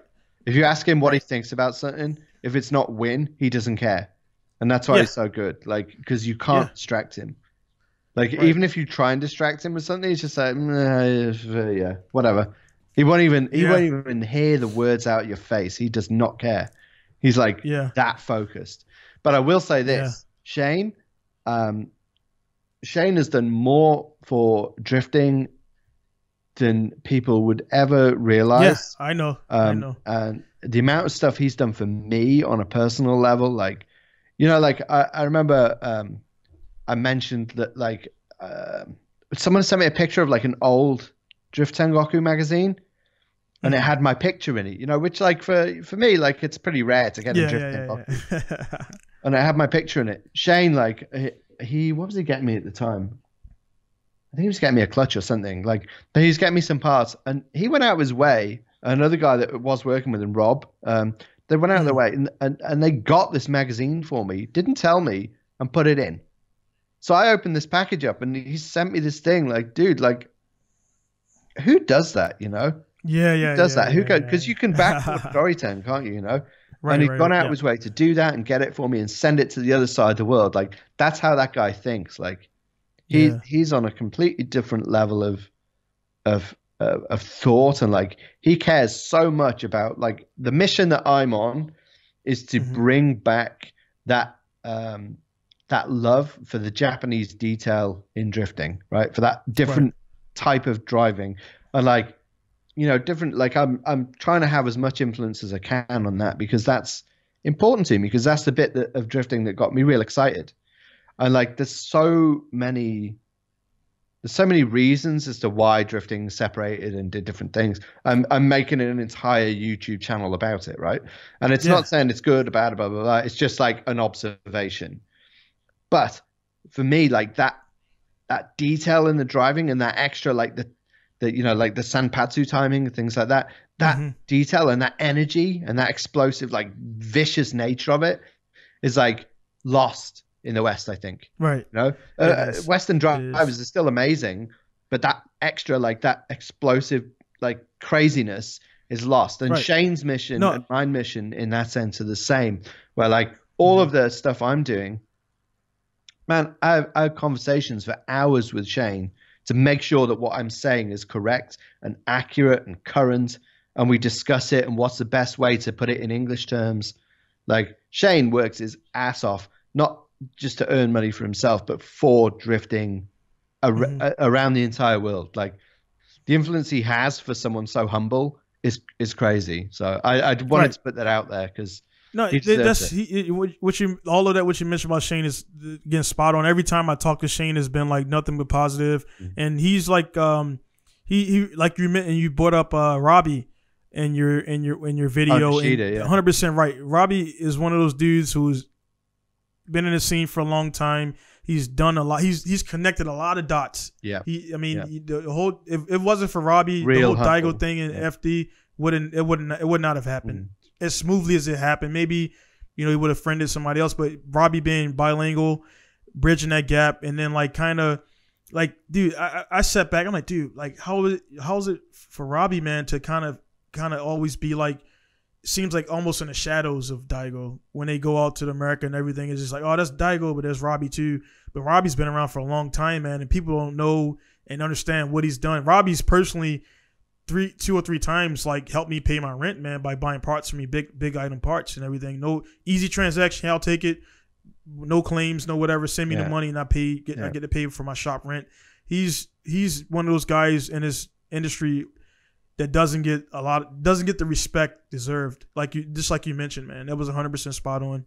Well, that's also why I started documenting like the drift history, and it sucks that I can only do so much and go so far into it, because you lose people. There's just so much. Like, there's just so many people that are involved. But like, I definitely want to make a point of making sure that guys who really are like, you know, on the underbelly, in the dirt, you know, like really like working at the real base level of drifting to make it what it is, get the credit that they actually deserve. Like, it's really easy to revere people who are on top or world champions or who are very successful financially, but the people who like graft, you know, and really put the hours and the guys with skin knuckles and everything, they make it. Like, without those guys, like, none of this happens. You don't get to be Frederick Asbo. You don't get to be James Dean. You don't get to be Saito Daigo or Kawabata, or, you know,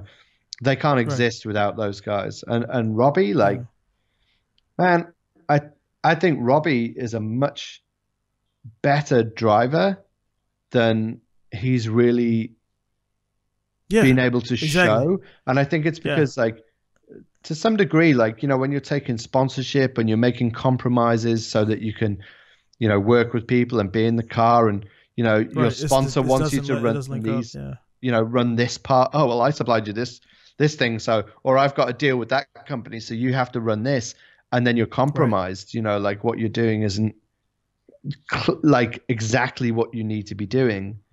Right. I think it can hold you back, and I think Robbie's been a victim of that in some sense, because he's a very good driver. Yeah, and he's a very humble guy. He doesn't stick his neck out. He doesn't say, "Hey, like I'm taking this," like, you know. But it's is it back to that, like, you know, Musashi thing, or is it just that, like, he just works on a different vibe? Like, you can't decide that everyone's going to work the same way as you do, you know? Right. This is that 100%, like you said, man. It's like we've most of the time we have conversations. It's just like when we start to buy, if I buy something from him or he buys something from me, then we talk a little bit. But the thing about him, man, it's like, as well known as he is, he's been around and everything, dude. I can message Robbie right now and like he'll message me back within 15 minutes. Yeah. And talking to him, like, I'm a very fucking busy person. I value my time. Again, I could be up in the shop, 15, 18 hours a day, and that's every day, and that's for the last 4 years since I started the shop. But I was like, if a dude like Robbie, who's all over flying on planes every weekend, and he still has time to get back, I can get back to motherfuckers. I just separate Facebook and business, because you have to have a divide between personal and things like that. So if it's business, I don't even respond anymore. They know email me. But if it's personal, you just hit me up to say how I'm doing. I'll message you back, man, because and I said this on my last podcast, if a guy like that can be normal, a dude wins a local Pro-Am event and he's just a fucking rock star, and I hate that, man. I hate that mentality. I know you know all about it, and the biggest thing that I didn't read your comments on the video about the technique, because I know there's a bunch of shit talking there. Probably there are a lot of new guys. I'm glad you mentioned the Drift Bobble one, because a lot of them know nothing about it. And they just get these LS cars and shit and go out there and fuck the car up, and they disappear. And they don't have the basics, man. And like I learned I started drifting in America in 2004. I didn't learn how to drift until 2008 when I got to Japan. So all those years before that, I was just being a fuckboy, doing J turns, doing donuts. And then when I got here, I realized I had the basics, but I learned how to e-brake. I learned how to do this. I learned all those techniques you mentioned. I didn't know I was learning that back then. So now I do it, but I honestly didn't know that shit. I didn't know the words. So I'm like, that's what it means when I load up and then I spring out and you launch yourself out there into the corner. It's like, I'm doing it. So I'm pretty much Japanese style wise. Yeah, but that's technique wise, like style's technique wise thing, but it's style. Sorry about that, technique wise. Yeah. So if you're learning in that environment, you're repeating what you see. So because people drive that way, you just repeat that. So it's the same with the Western world. It's because people see that our local style of driving. That's how the local sort of techniques. That's how they drive, because they're just imitating what they see, which is a normal. It's a normal way to learn.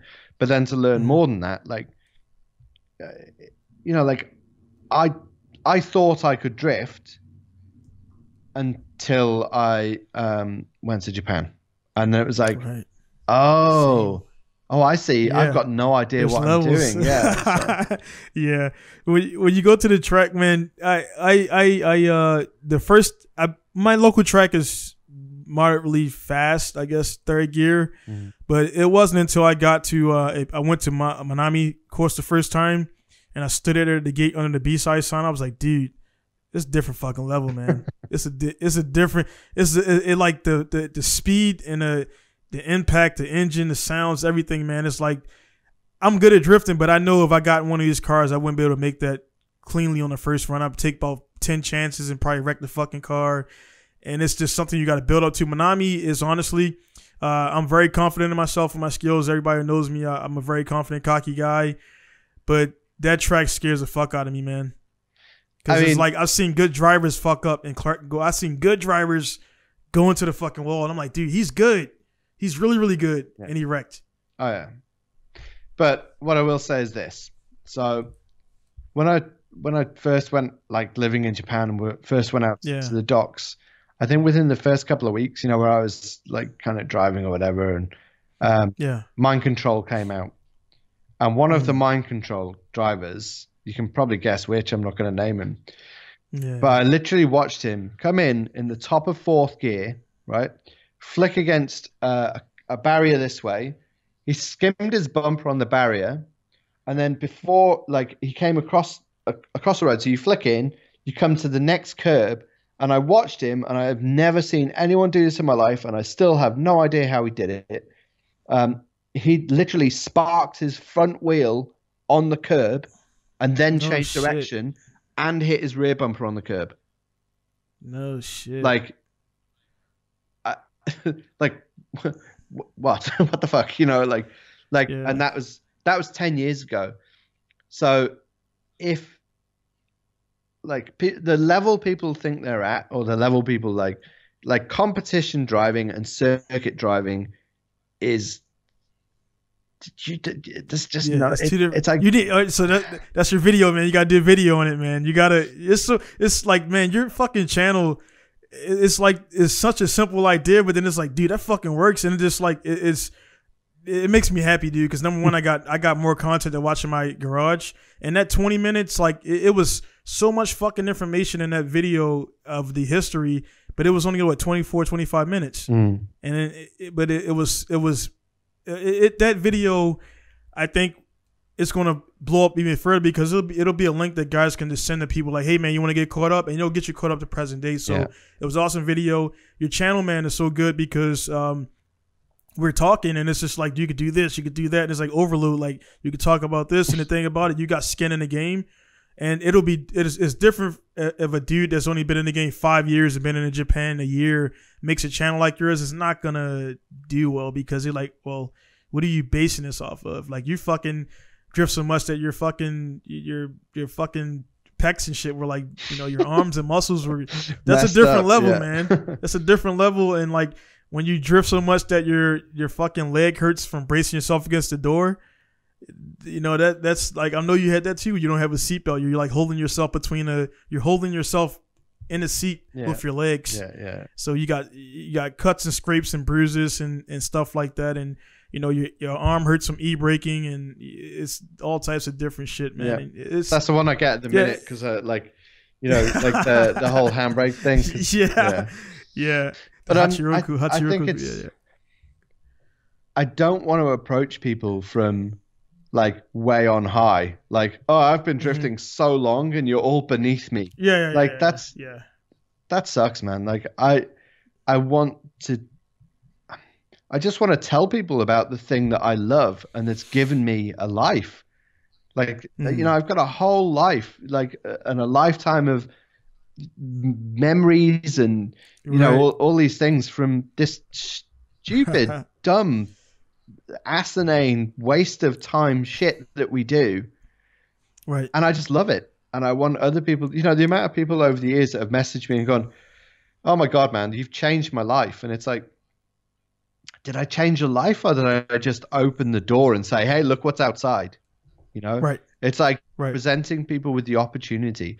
So if I present people with the opportunity to see drifting in a different way or in a different light, or that they can learn something more, or just expand upon what they already know, like that's everything. Like, that's all I want to do, is just kind of go, hey, like, life is over too quickly.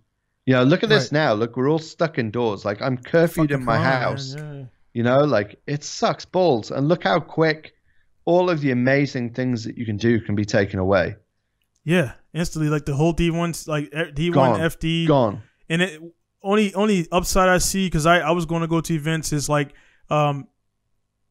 it's the human nature thing. After you get something taken away, you want to. So now you see everybody wants to go outside, and like, before, these same people will fucking get off of work, go home, watch Netflix, jerk off, and go to sleep. Yeah. In that whatever order you want to do it in. But and now that's all you can do. Yeah, man. So for me, dude, it hasn't. My life hasn't stopped. Like, I've got customers reserved. I run my own shop, so I am my own business. So honestly, nothing stopped for me, other than, like, you know, parts delays, and I have to put out messages and things like that. Meeting customers outside and that kind of thing. Yeah. what I can foresee, man, dude, I'm getting a couple cars ready because I was gonna make my return this year for pro stuff, but I'm like, whatever, screw that. It's not financially sound to do that right now. So I'm just getting together some play cars, man, because I know when the fucking gates open, it's gonna be events fucking on top of events on top of events, like crazy for that first 2 months, and then it'll go back down to normal. And like, you know, I'm looking forward to it, but right now, you know, all you can do now is get your cars ready and be ready to go when in time ready. I think it's an opportunity to go back and enjoy the simplest part of what drifting is, which is working. Like, you know, I know for you, you've got your shop and I've got, like, you know, a garage and I can work on my car and like, but actually the simplest part of it is like, you know, I used to work on my car on like a gravel driveway, like my jack would sink and I had to get planks of wood. It'd be raining and I just wanted it, man. I was hungry. And like, it's so easy as things get simpler to do. It's so easy to forget that like everything you have is a luxury. So like one of my hobbies is to go fishing, right? And I go fishing. I'm one of those guys that like camps out and like, you know, I sleep in my little, it's called a bivvy, you know, like a little tent thing. And I camp out and I go for like, I'm more than happy to go for like a week, 2 weeks. I mean, at one point I did a big stint where I was pretty much like I was like trying to raise some money for charity. So I was like fishing a shitload and it was, you know, like 5 days a week kind of thing. I was out fishing when it was like minus, like I think it got down to minus 12, 10 or 12 or something. And I was still outside, sleeping outside, doing that. And, you know, like I love that because like having that hardship to go through, like when you like, it's fun, you know, don't get me wrong. I'm in a fun position. It's not like being in Iraq or you know, like the situation you've been in where you cannot escape that situation. But for me, at least it's a sample of like, okay, well, there's no hot running water. There's no toilet.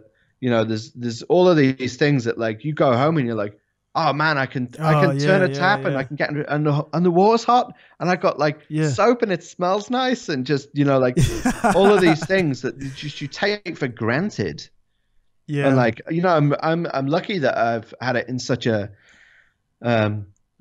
gentle environment comparatively speaking to what, you know, the way you've had to have that experience, you know. But like, I think it's so easy to just lose sight of like just how cool that hot water tap is. Yeah, no, you know? Dude, it is definitely that's a real boiling water with a switch. Like, yeah, that's real, man. Because you that's my mentality, and that's why a lot of the young guys that come here. I'm 37, 37 years old. And it feels like when I talk to a guy that's 22 to 26 year olds, like I'm talking to a whole two different generations when they're actually they're not that far from my age, but it's just the mentality, the way they've been raised. Everything that's simple shit is like world ending to these guys. And I'm like, dude, okay, you don't want to fix your car because your alternators blew out, sell it to me. So I got a lot full of cars that dude sold for dumb shit, like the bearing went out, this went out. I'm like, all right, dude, I'll give you $300. You bring me the car, whatever you want off of it, engine, I'll take that off. So I got a bunch of reserves that are ready to go as soon as I crashed all the ones that are active, and then I'll reshell and do all that stuff. And I prey on weak people. It's in the respects to like quitting in cars, because I'm like, dude, you're gonna quit over a blown head gasket? Okay, give me the engine, I'll chuck the SR20, throw RB in it or whatever. And so this being able to push a little bit more harder is what separates people in life. And it's like, it's not that hard to stand out when you quit easy. It's just like, dude, you're just giving up, man. I wouldn't necessarily you're preying on weight. Yeah, I didn't want to say it like that. That does sound really bad. That's a harsh. Somebody gonna take that out. Yeah. But somebody gonna. I think everyone has to go through a journey. Like, I didn't suddenly arrive at these conclusions at the age of 15. You know, like I had to go through a journey, and like, you know, like I'm somebody who struggled for years with like low self-esteem, like, you know, and You know, like my parents. I would never know that, man. Yeah, but you know, like a lot of the time, people like that, like me, you know, you become extroverted because you're introverted. You know, right. And you know, like my you know, I had a difficult childhood with my dad, and I felt abandoned, and all these things that, like, you know, like now, I realize that actually just saying that shit out loud is far more helpful, and just acknowledging that, like, it's all of these things that happen to you in life. You always like end up in this place where you think, oh, life has fucked me. Like I can't say these things because people will think this about me. Like people's opinions do not matter. Like what someone thinks of you that's it. It's what they think of you. And you're always going to have someone that just hates you because you exist. You can't help it. Just because you exist. Yeah, it's stupid.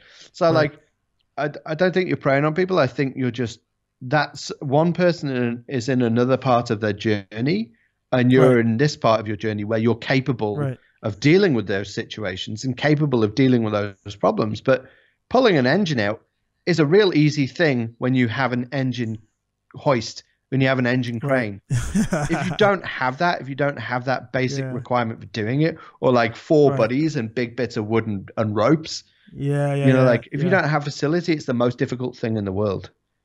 So it's or like or just like the that what you said right there. Also, one of the requirements of running a shop is being able to, like, everything.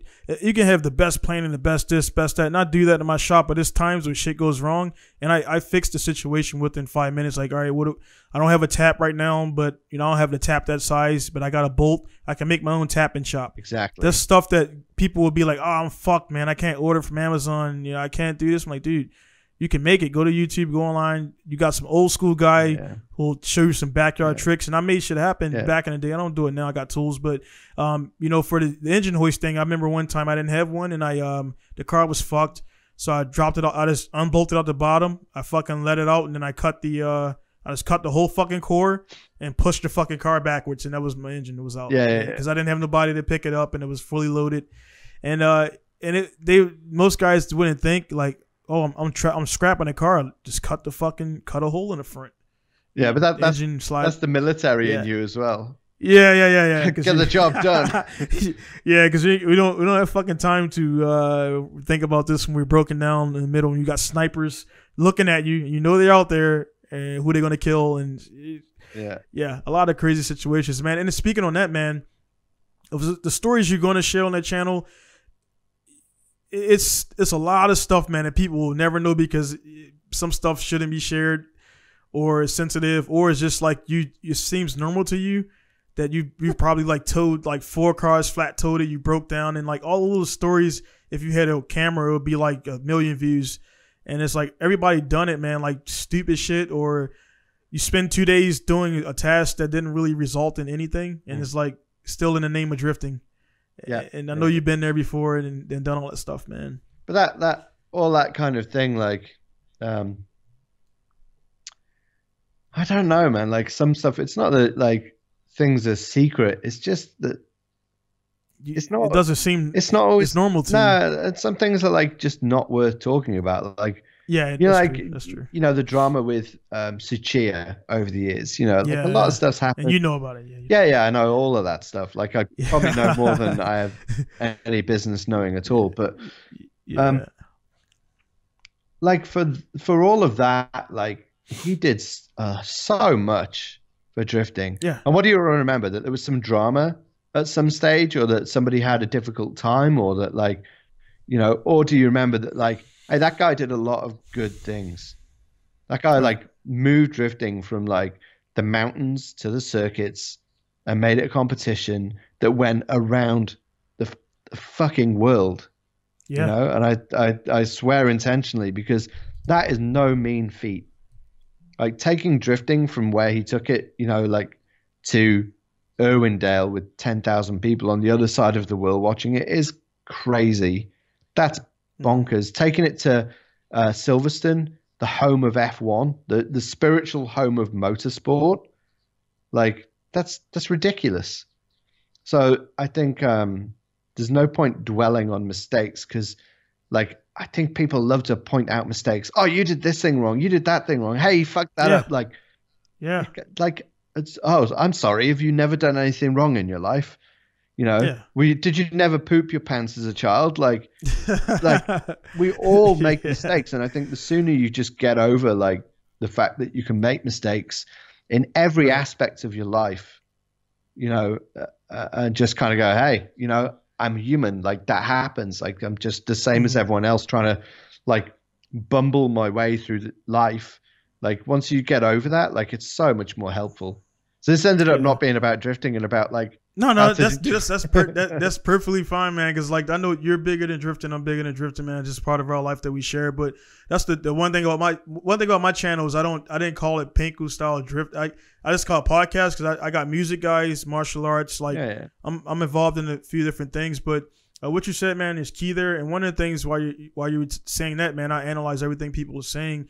Is it took me, man. A mental thing for me was just like when you look at those videos about the solar system. And you see like when they break down like this is the size of the Earth, this is the size, and then you like, dude, all this shit you're thinking, dude, this is nothing, dude. When you really think about it on paper, it's like the time that we here on Earth, if you live to be 100 years old, it still is not. That's all it is. Yeah. And that's one thing that helped me not focus on shit people say because I know what the fuck I'm doing, man. I know what I've done. I know what I've built over the years. I know my reputation. I know what I put out every day when I look in the mirror. I know how I do it with my customers. I know I didn't fuck anybody ever. And I've sold a lot of parts and I've never screwed anybody, man. And when you fuck people over, you know you did it. Even if they don't know it and nobody catches you on, you know you fucked that guy over and you sold him a bad part. My brain just went straight to Scarface, by the way. Scarface and Wu-Tang. I'm straight there. Yeah. I never fucked nobody. Like. Yeah. And I got a Wu-Tang tattoo on my arm. I covered up, by the way. But yeah, man, it's like like you said, man, what people think about you and stuff like that. Of course, you want to be liked and you want to be respected, but like the Tsuchiya thing, there's guys out there that just don't like him because he got the notoriety and they maybe were racing the same time and he did this and they were thinking about it and he became popular from that and he makes money off of that. Yeah. And they just simply hate him because of that. He's just known and they're not.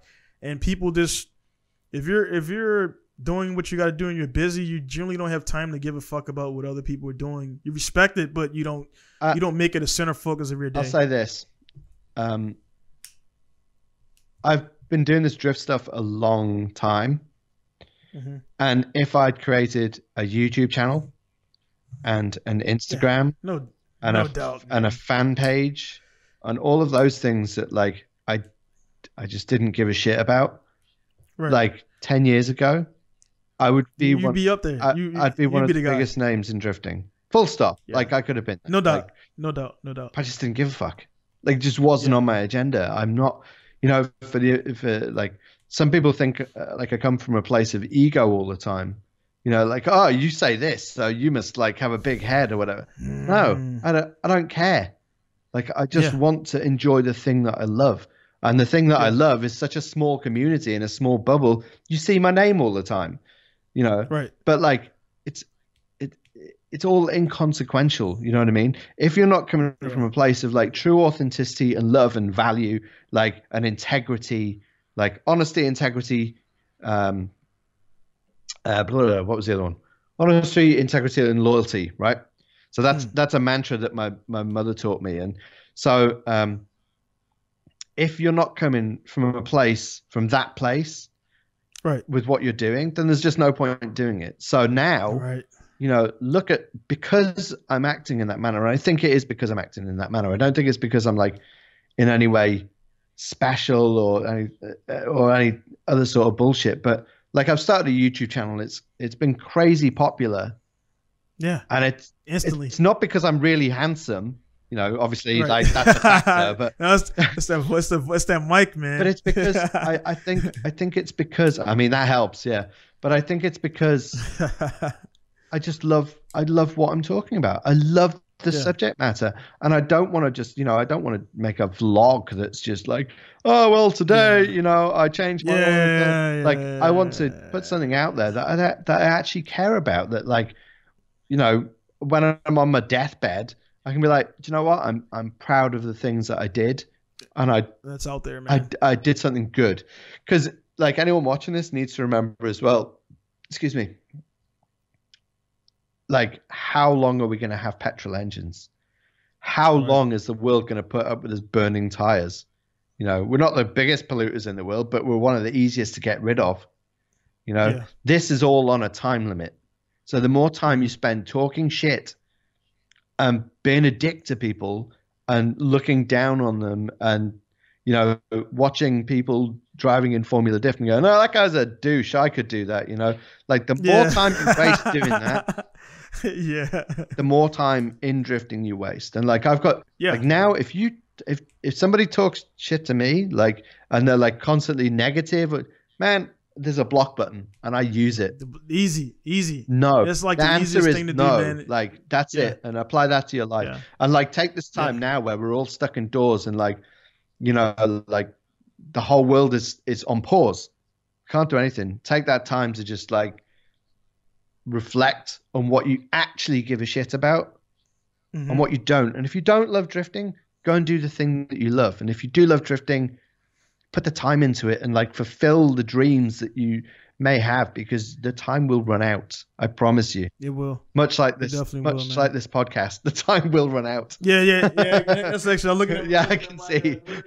We're at an hour and 45 minutes and my wife is like bugging me or whatever. But it's, man, this is definitely not going to be the last one, man. We'll do it multiple times and I'm just glad to get you on. The one thing is, like you said, man, everything is true. I'm smiling, man, because what you said your mom taught you is the exact same stuff my mom taught me, man. So it's weird, man. All these fucking people in the world, it's certain things that people say and do, man. You can instantly pick them apart from others that you meet. Like you meet in the military, I loved it, but you meet a lot of fucking shitbags, man. A lot of people who are looking to get over. Military is a very, I'm not sure if you're how familiar you are with the military system, but it doesn't matter if you're in UK, Canada. Military is a system where you got to outdo your peers to rank up and you got to test, you got to do better. I naturally was better because I had a commanding voice. I knew myself, and the leaders, they see that. So they want to appoint the person that's going to fucking help them not get the least amount of ass chewing from their higher ups. So I was that guy. I led all my deployment stuff. I was a good, you know, when war shit happened, I was a reactor, not like a person that was scared about, you know, getting hit by bombs and shit and getting shot at and all that stuff happened. And it's just natural to me. So it's one of those things, man, where you can see people, you see how they are. And that's why I like you, man, because whatever your post, man, again, I never had this is our first conversation, but again, it's making me smile because what I thought was exactly what you are, man. And that's your honesty, not really giving a fuck about what people think. And I'm that friend, man, where if you're being a fucking dick, dude, and I hope my friends, if I'm like being a little bit off and it was, hey, man, calm the fuck down. I think you would be that guy to tell me, hey, man, you were a little bit too hard on that guy or whatever. Whereas other guys would be like, yeah, man, fuck him. Yeah. You know what I mean? I think you would be that type of person. I'm not scared to open my mouth, that's for sure. Yeah. But I would also say that, like, from what you were saying about the military, I would also say that it's got a lot to do with competence. And, you know, you advance in life because people think you're competent. People think that you are capable of doing what you say you're going to do. So I wouldn't discredit yourself and just say it's because you got the big voice or you necessarily get shit done. I would boil it down to competence. You know, like people look at you and go, hey, like if we're under fire, I need somebody that isn't going to wet their pants and run away, because that's like, you can't risk that in that type of situation, you know? And again, like the point is like, people need to understand that they can make mistakes, and it's not just not giving a fuck. It's not giving a fuck about things that are inconsequential. If someone comes to me, like earlier in the podcast, you mentioned like the comments, and I will either like, you know, you got like the little like and love thing. I hit those on every single comment and I reply to anyone who asks a question because it's a valid question. If someone comes on there and says, hey, your beard sucks, and I think you're an asshole. I don't care. Like, go away. Go tell someone else. Like, you know, that person like that. That's those people like that, man, they got issues. And the thing about the internet, I love it. I mean, if it wasn't for social media, my business would not be at this point where it is without it. But it gives, like a lot of people say out there, it gives everybody a voice. And everybody, honestly, it sucks to say everybody's voice is not important. But some people just, like, if you're not adding any constructive shit to the conversation, just making noise is going to be like, all right, dude, shut the fuck up. I have a little thing on this, and it's because I used to take a lot of that to heart, and it occurred to me one day that actually, like, if people are super negative, it's because they've come from a system where they're rewarded for being negative, you know? Yeah. So, like, if you're rewarded for being an asshole, then you're going to continue to be an asshole. Do you see what I'm saying? So, like, I grew up in Liverpool, like Merseyside area, which is like, you know, it's a pretty like tough place. Yeah. So like in Birkenhead actually, which is like they literally, like, people who live there call it Broken Head. Cause, like, you know, like it's, you know, it's full of crackheads and like just wild people, you know, but there, you know, if you beat the shit out of somebody, then other people go, oh yeah, man, he's tough. He's strong. You know, like, and you're worth something. You know, if you have nothing, like, if you're, you know, everyone around you is like poor and like you haven't got anything decent, then you will do the things that reward you. And if what rewards you is like shit behavior, beating people's asses and stealing money and that type of thing, like, then you'll just do that because you're a product of your environment and it's not necessarily their fault. So, like, when someone says a shitty comment on the internet, that's all I'm looking at. I'm just looking at someone that's just rewarded for negativity. And I've been that guy, you know, I've been that guy that, like, you know, not necessarily like living, you know, in the ghetto, shooting people and, you know, that type of, like, but I've been the guy that's like, when negativity has been so like ingrained into me, and that's how you get attention from people. Because genuinely, like, what you actually feel is that you're incomplete or inconsequential or something is missing from you where you need to do that. Some people are just dicks and enjoy it, like, because they just want to piss people off. Like sometimes I post things knowing that I'm going to annoy people, but it's not it's not in a vicious way. It's just in a, like, I annoy people in a way that, like, I want them to think, you know? So I think there's a difference between those things. And, like, I definitely don't, like, get as affected by it because it's just like, hey man, like, you've clearly, like, you're dealing with some shit that, like, I'm not. If you feel that you need to vent that on me, so hey, you go ahead and vent. It doesn't matter. Like, I'll still wake up in the morning. I'll still be like a stupid looking ginger guy. Like, I don't give a fuck. Like, I'm just trying to have fun and enjoy my little tiny window of existence. In the miracle of, like, even existing in the first place. Like, the odds are ridiculous. So, you know, you're like one of like what, 10 million or something. I think it's some whatever. It's like some if the like the actual odds of even existing in the first place are just so, like, minuscule. It's like 140 trillion to 1 or something. Like, it's completely ridiculous. Especially with the you know, with those guys giving, like, the HD Pornhub accounts, man. It's just children being wasted all over the fucking world, man. Like, it's just like, it's like with the lockdowns, like, everybody gets HD fucking porn. Like, you don't need fucking HD porn to do your thing, man. But now you can see the fucking pimples and everything now and shit. Is like crazy, dude. So you don't need HD like you said, porn, but it helps. Yeah, it's cool. It's cool, man. But yeah, man, you definitely don't. That's true, man. We'll kind of wrap up on that, man, because, like, I don't want to. I'll keep talking to you, man. We'll definitely do this again. It's so, man, because we just kind of got touched on the basics and we talked about drifting the most. So, and think about this podcast, man. I don't have any structure. Most guys like, oh, what are you going to ask? Like, dude, we just talk. So this conversation would be like almost the same as if we linked up somewhere down south when it started talking and you talk for somebody, like you say, you talk to Shane, you guys talk for hours, and then, like, that's a podcast that. Some people, it's weird. People want. It's weird that guys want to. It's weird that I did it because I'm like, maybe people. I didn't want to scrap my channel because I didn't want to do videos no more. So I go to the track now. I don't record. I just go drift. I don't mount cameras anymore. It's just like, okay, I can drift. big fucking deal. Yeah.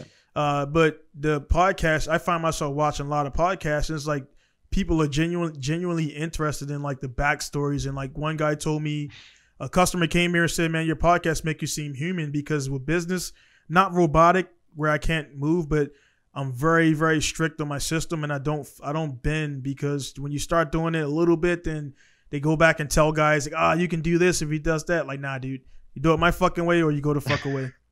That's it. You're definitely military. Dude, I don't. When people come to my shop, I don't let them get out the car, man, because I'm like, I'm building an engine right now. I don't have time to. All my appointments are appointment based. So you got to hit me up, email me. I'll say come between this time and this time on Wednesday.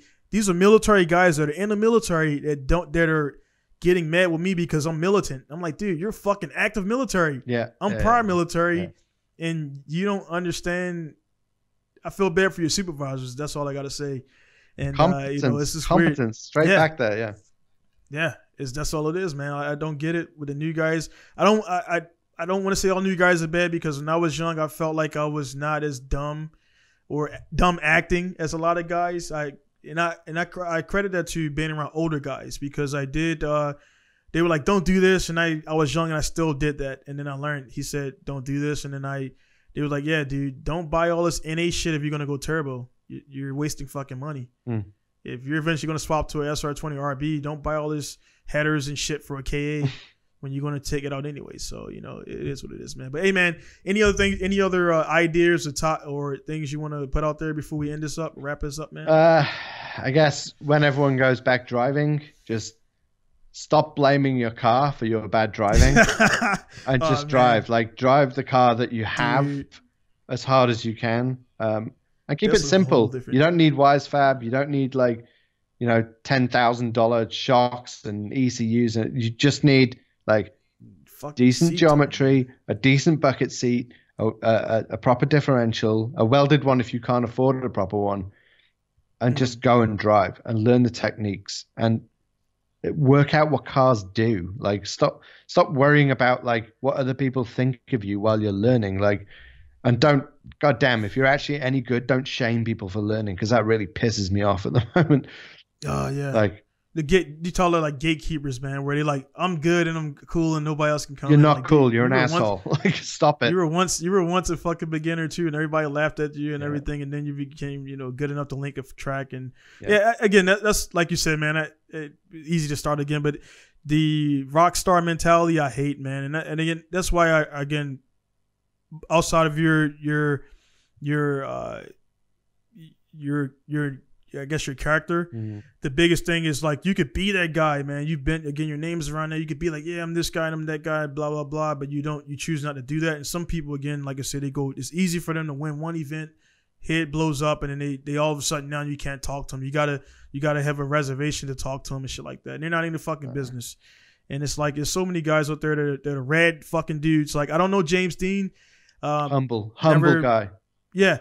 And that's just what I gather from the interviews I watch. I'm like, dude, it seems like a dude that he walked in here now. We could just talk, and it won't be anything crazy. And he's a top fucking driver. He's a top, like you said. I agree with when you said that. A lot of people are like, nah, man, it's Daigo, because Daigo is good, but Daigo also had a different kind of machine pushing him, and Daigo has different resources to do what he does in a short amount of time.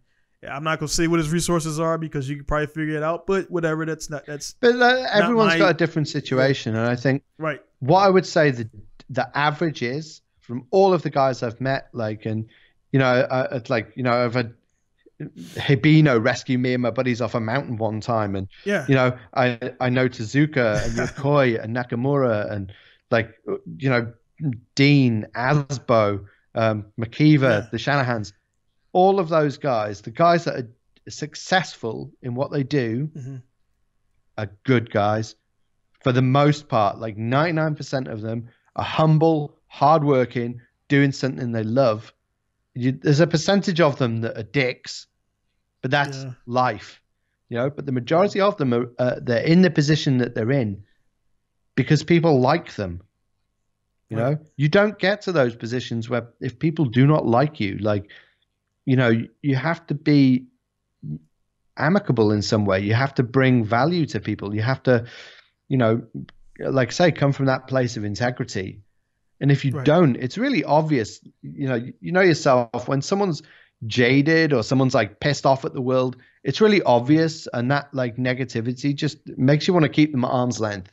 I don't bring that to me. Like I don't want that.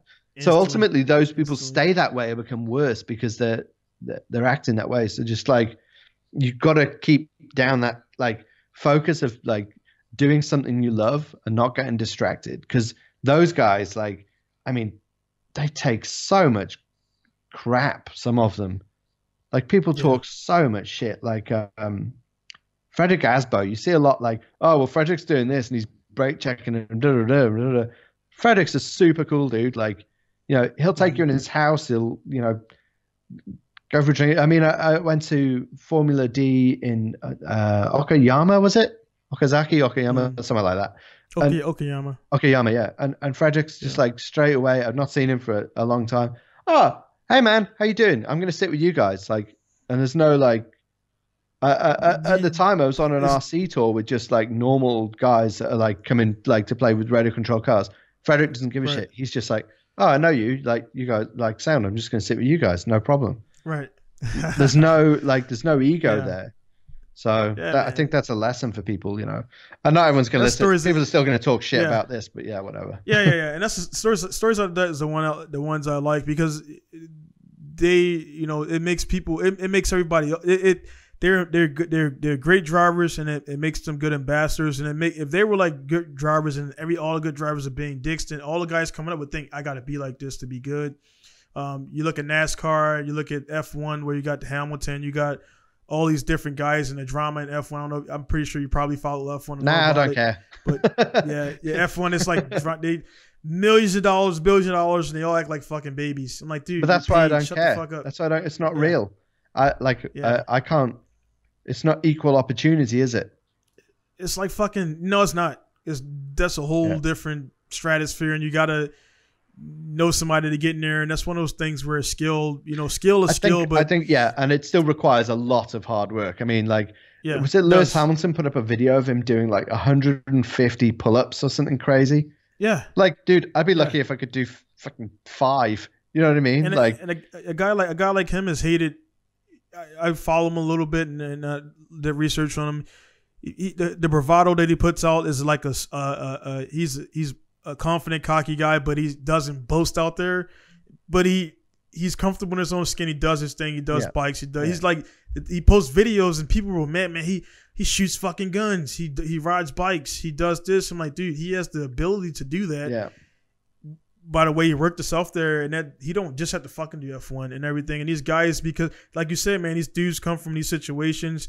They're not privileged, and they don't want to work hard to get privilege, and they just sit home and it's fucking. They got like fucking 5 keyboards because they break them by typing them so hard because they're so angry at the world and shit, and they just caps locks and everything. And it's but like, dude, if you're born in privilege though, like how can I be mad at someone just because? Like, I was born in England, right? I was born in a country where I'm free.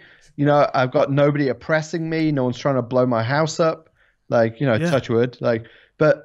I'm facilitated all of those things. Now, someone who's born in like, you know, an incredibly poor country like Ethiopia, like when I was growing up, you know, we were always told about how people in Ethiopia were starving, right? Right. And do the people in Ethiopia think what an asshole I am because I was born into such privilege? No, you know. They don't even know. Yeah, exactly. It's just you are what you're presented with, and I think like if someone's like you got a bunch of money and they choose to spend it drifting, well, shit. Like if I had a bunch of money, I'd spend it doing that too. You know, how am I going to knock you for it? Like, you know, so like I'm living my actual dream, and my dream is to be able to like just like I have a nice place to live, you know, and I've got nice cars and I can go drifting and I can put some good things out into the world. That's fucking enough, you know. Yeah, that's it. There's people that have less than me, and if I can do something for them. Those people that have less than me, like, all the better. I mean, do you know the kid who runs Nakamura Technique Study?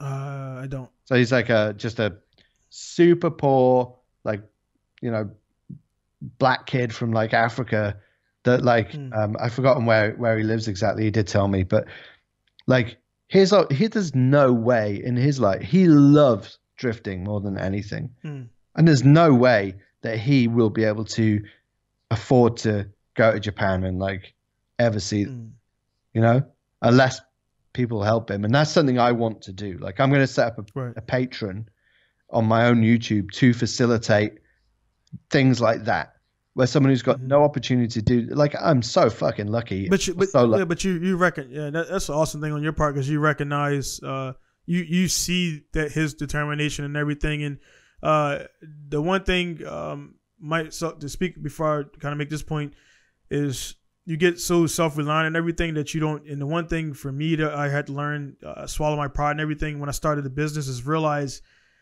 as good as I fucking am at doing what I do with these cars and engines and everything, you have to have a good network, man. And then like when I'm not sure if you know Rahman to Buy Now Japan, dude, he got me trucks, and those trucks single-handedly put my business in a different, like overnight, man. It put my business in a different category.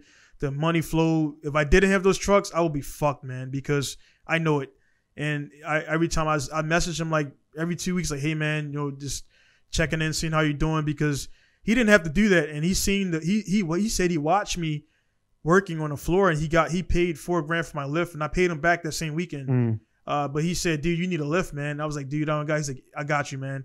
This motherfucker spends. We never touched each other. We never shook hands. He bought me a fucking car lift, dude, and that because he see me, and I see guys too, and when I see stuff like that, like this guy that you're talking about, I'm definitely gonna donate. That one little thing that can change someone's life forever, you know. And I'm definitely gonna donate that, and I will share that as well. When you launch that up, just let me know, and I'll get it to my little circle of people, man, because that's life changing, and you can make that guy. I think there's a lot of people using things like Patreon just to, in the wrong way.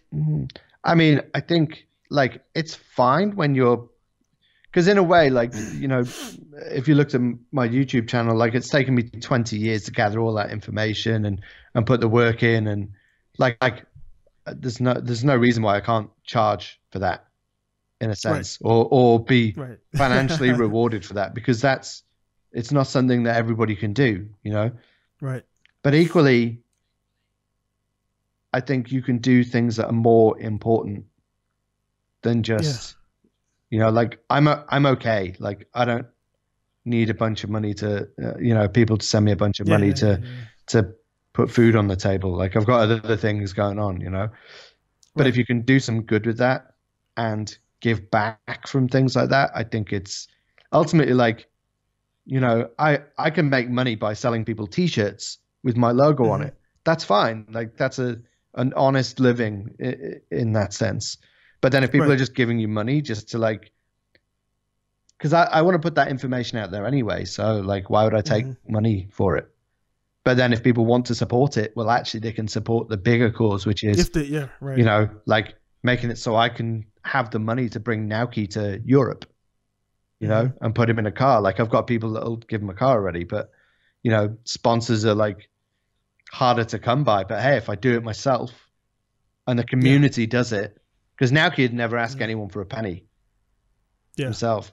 But if I can do that, or I can take that kid from, you know, from a position of like nothing, where like, you know, he literally like studies this stuff every day. Like he recognizes throttle techniques that like people who've been drifting for 15 years don't understand.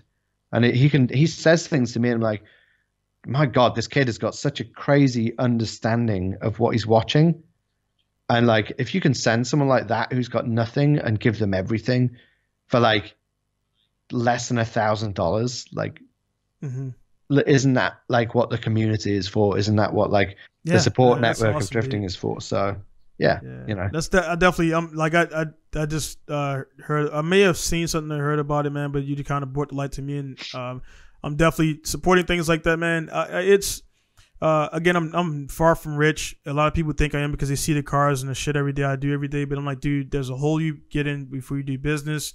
But still, I support because I take the energy that I feel like when people don't support me, because there's dudes here that'll go to another shop just because they what they heard or my style or whatever, and they won't come here, and they'll come here and say, I spent this much. I'm like, dude, I don't fucking care about how much you spent there, because it's disrespectful, honestly, and I stop people right there. But I'm in a position where I'm decently well off, to the point where, like, your thing you're trying to do with that, my buddies, they open up a shop, I'll just support my buddies, man, because I don't get support, so I'm not going to bitch about it. I just do what I don't like other people not doing.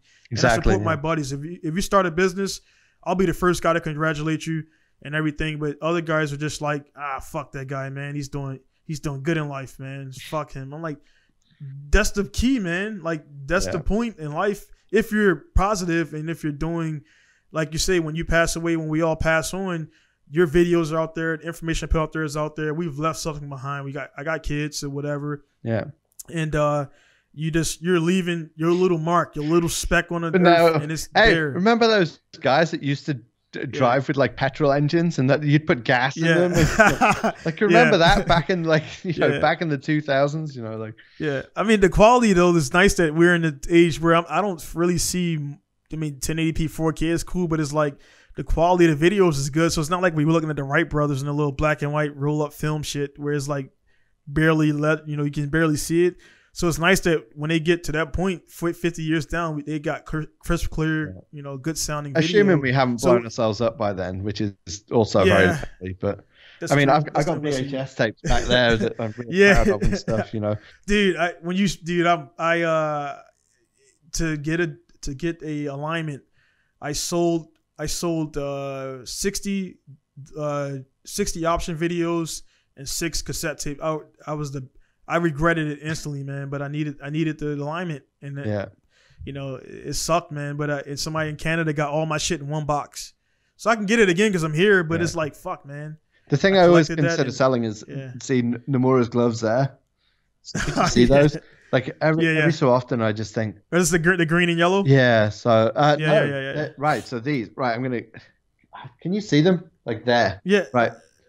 Can you see that? I see that. Yeah, them things. Oh, yeah, I see them. Right. Actually, the blue ones. Yeah. So they're right. Okay, so they're actually Keiji Tsuchiya's gloves. Right. So what happened is, we had the exhibition match in Silverstone in 2005. Yeah. Right. So Nomura forgot his gloves. Right. And then basically he took Tsuchiya's gloves because they're the same size. He used them for that event, and then took them off and was going to throw them in the press. And basically, I was working for D1 at the time, and my boss basically said, "Don't throw them away. Sign them, and I'll give them to." He gave them to me. Right. So they're actually Tsuchiya's gloves, signed by Nomura, and then given to me. And if you watch all the old option videos and everything, every single one, I've moved my mic somewhere strange now. So every single one, you'll see Nomenken has the green and yellow gloves, yeah? Yeah. So Silverstone 2005 is the only time he doesn't. And that's that pair of gloves there. Oh, okay. But sometimes when I'm broke, I think, see, man, that's fucking awesome, dude. There's got to be a bigger nerd out there than me that'll give me like a shitload of money for them. Dude, I can solve all my problems, but you should put it on eBay and then like cancel it right at like when it gets like the last minute and then like say you've been sold, just to see how much it would go up.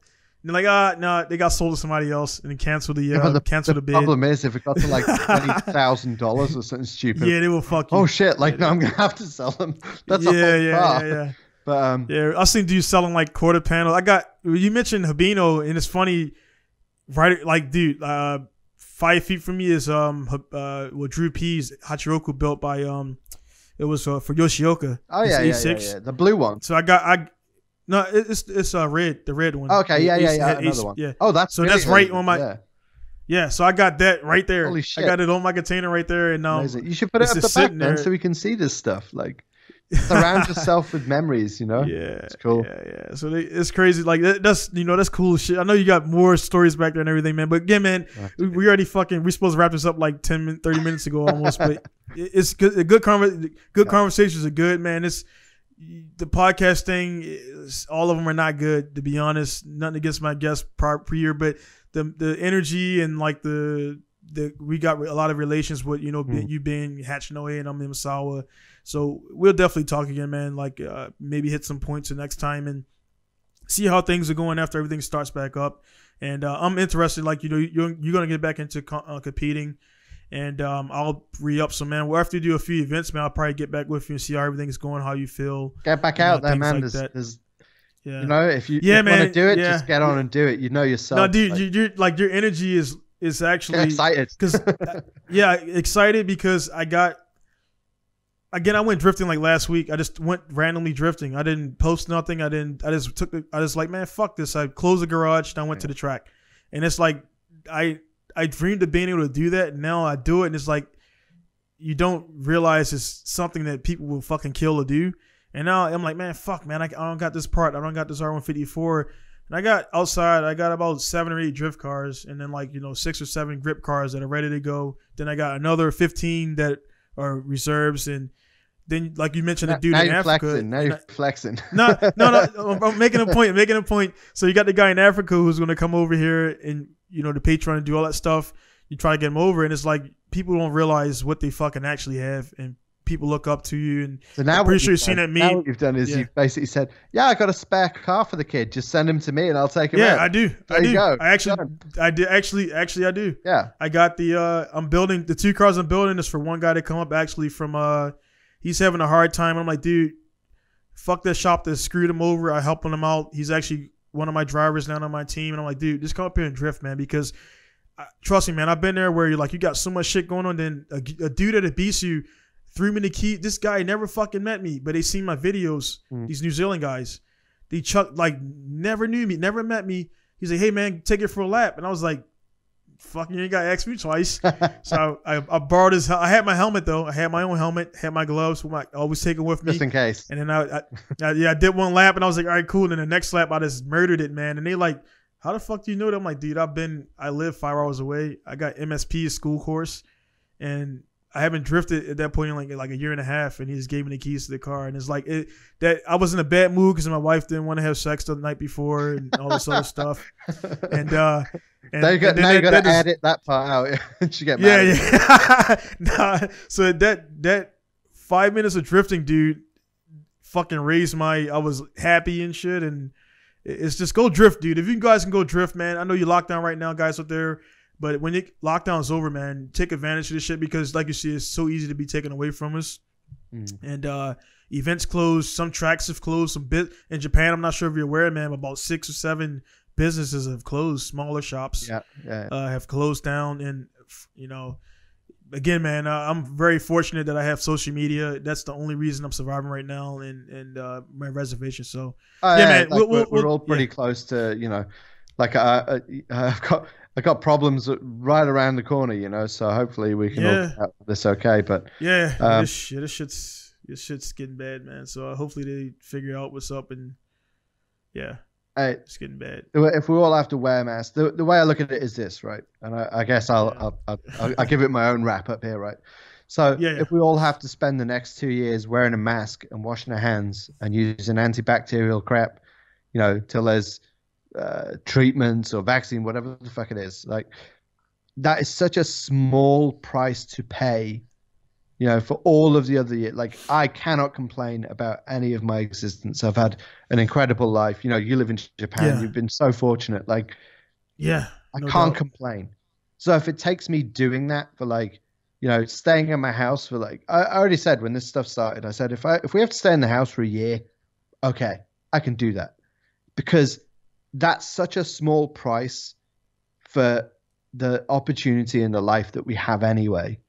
So, like, just don't take what you have for granted, because, like, it's a gift. Like, I don't know who it's a gift from. I'm not particularly religious, but you're fucking lucky is the point. Like, where you are right now is all good. So wear a mask, wash your hands, shut the fuck up, and just, like, you know, enjoy what you have. Because the simplest things, that hot water tap we spoke about, that's the real importance of everything, you know.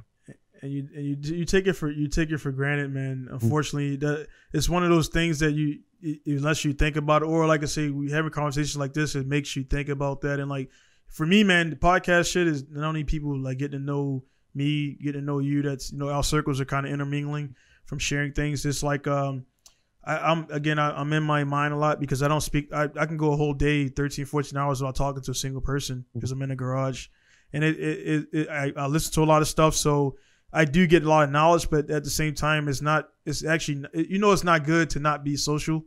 You can end up going down. It's like when you're watching YouTube late at night and you end up watching videos about aliens when you start out watching a video of a kid, and you're like, how did I get to this place? Like now I'm learning about like zeitgeist and conspiracy, like, and all this weird stuff.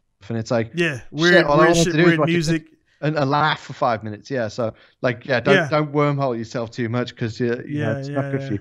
You know, like, no, I keep it with comedy, man. Like that with stuff I watch is mostly like comedy or like then, you know, sports stuff or whatever. But I keep it up because, like you say, man, it's easy to get on there and then like you watch shit about killer confessions and people who are on death row. I'm like, man, I don't even watch this shit, man. I don't want to know how a psychopath thinks. And they glorify it and make it look like, I'm like, this shit is dumb. Like, so there's enough negativity. Your name should never be spoken again if you're that guy. Like, just just gone. Like, whatever. Anyway. Yeah, man. All right. Yeah, dude. So let's get out of here, man. And you get on. What time is it over there right now? Good question. It is 1:45. 1:45. So it's 8. My wife's bugging me right now. It's 8:45 p.m. here. Yeah. So as far as the guys, this line, I mean, it's, you know, it'll probably be up in a few days. Not a few days actually. I'll do your output, just your video. I export your video separate and then I bring it back together because I want to keep your quality, and also I got to sync your audio and everything. So it'll probably be like a day and a half. The audio will be up tomorrow, and then the video will probably be up the day after that. If I got time, then I'll get it up, and I'll try to launch it like share the links and everything, man. Again, thanks for your time, man. And I'm really appreciative of us because you just gave me how many hours out of your life, man. And I really value that because I know time is, you know, I value my time, and I figure everybody else values their own time, man. So very, thanks for that, man. So we'll link up again. We'll talk again. When you get the Patreon set up, link me to that. I'll share that around and everything, man. And so it's the first of many, man. And we'll do this again, brother. So thanks, again, guys out there, just make sure you send your questions to podcast@PenguinStyle.com. Just make sure you do all of your, for the business, send me to Donald@PenguinStyle.com. Because if you message me on Facebook, I'm not going to get to you because honestly, it's too many messages and it's not business there. So Facebook, my personal account, is just for personal stuff. So do that for me, and I can help you guys give you the most professional service possible and get all the stuff done. So please keep in mind, Japanese holidays, Golden Week right now. No parts being ordered until May 7th. I'm not ordering anything from Yahoo Auctions. I'm not shipping anything because it's going to be delays. So sorry, Japanese have holidays every 2 days. And you've been here, so you know about that, man. So stops. Everything stops. And the Golden Week plus Corona, nothing's happening. Nothing's happening right now. So guys out there, be good, be safe, be smart. Don't be scared, but be smart. And be safe and don't get Corona. Don't get, survive it, and then we'll get on, man. So again, thank you, Amito, for stopping in. And this is going to be Donald signing off of Pengu Style Massage Japan, episode number 53. See you guys later. Take care. It's all in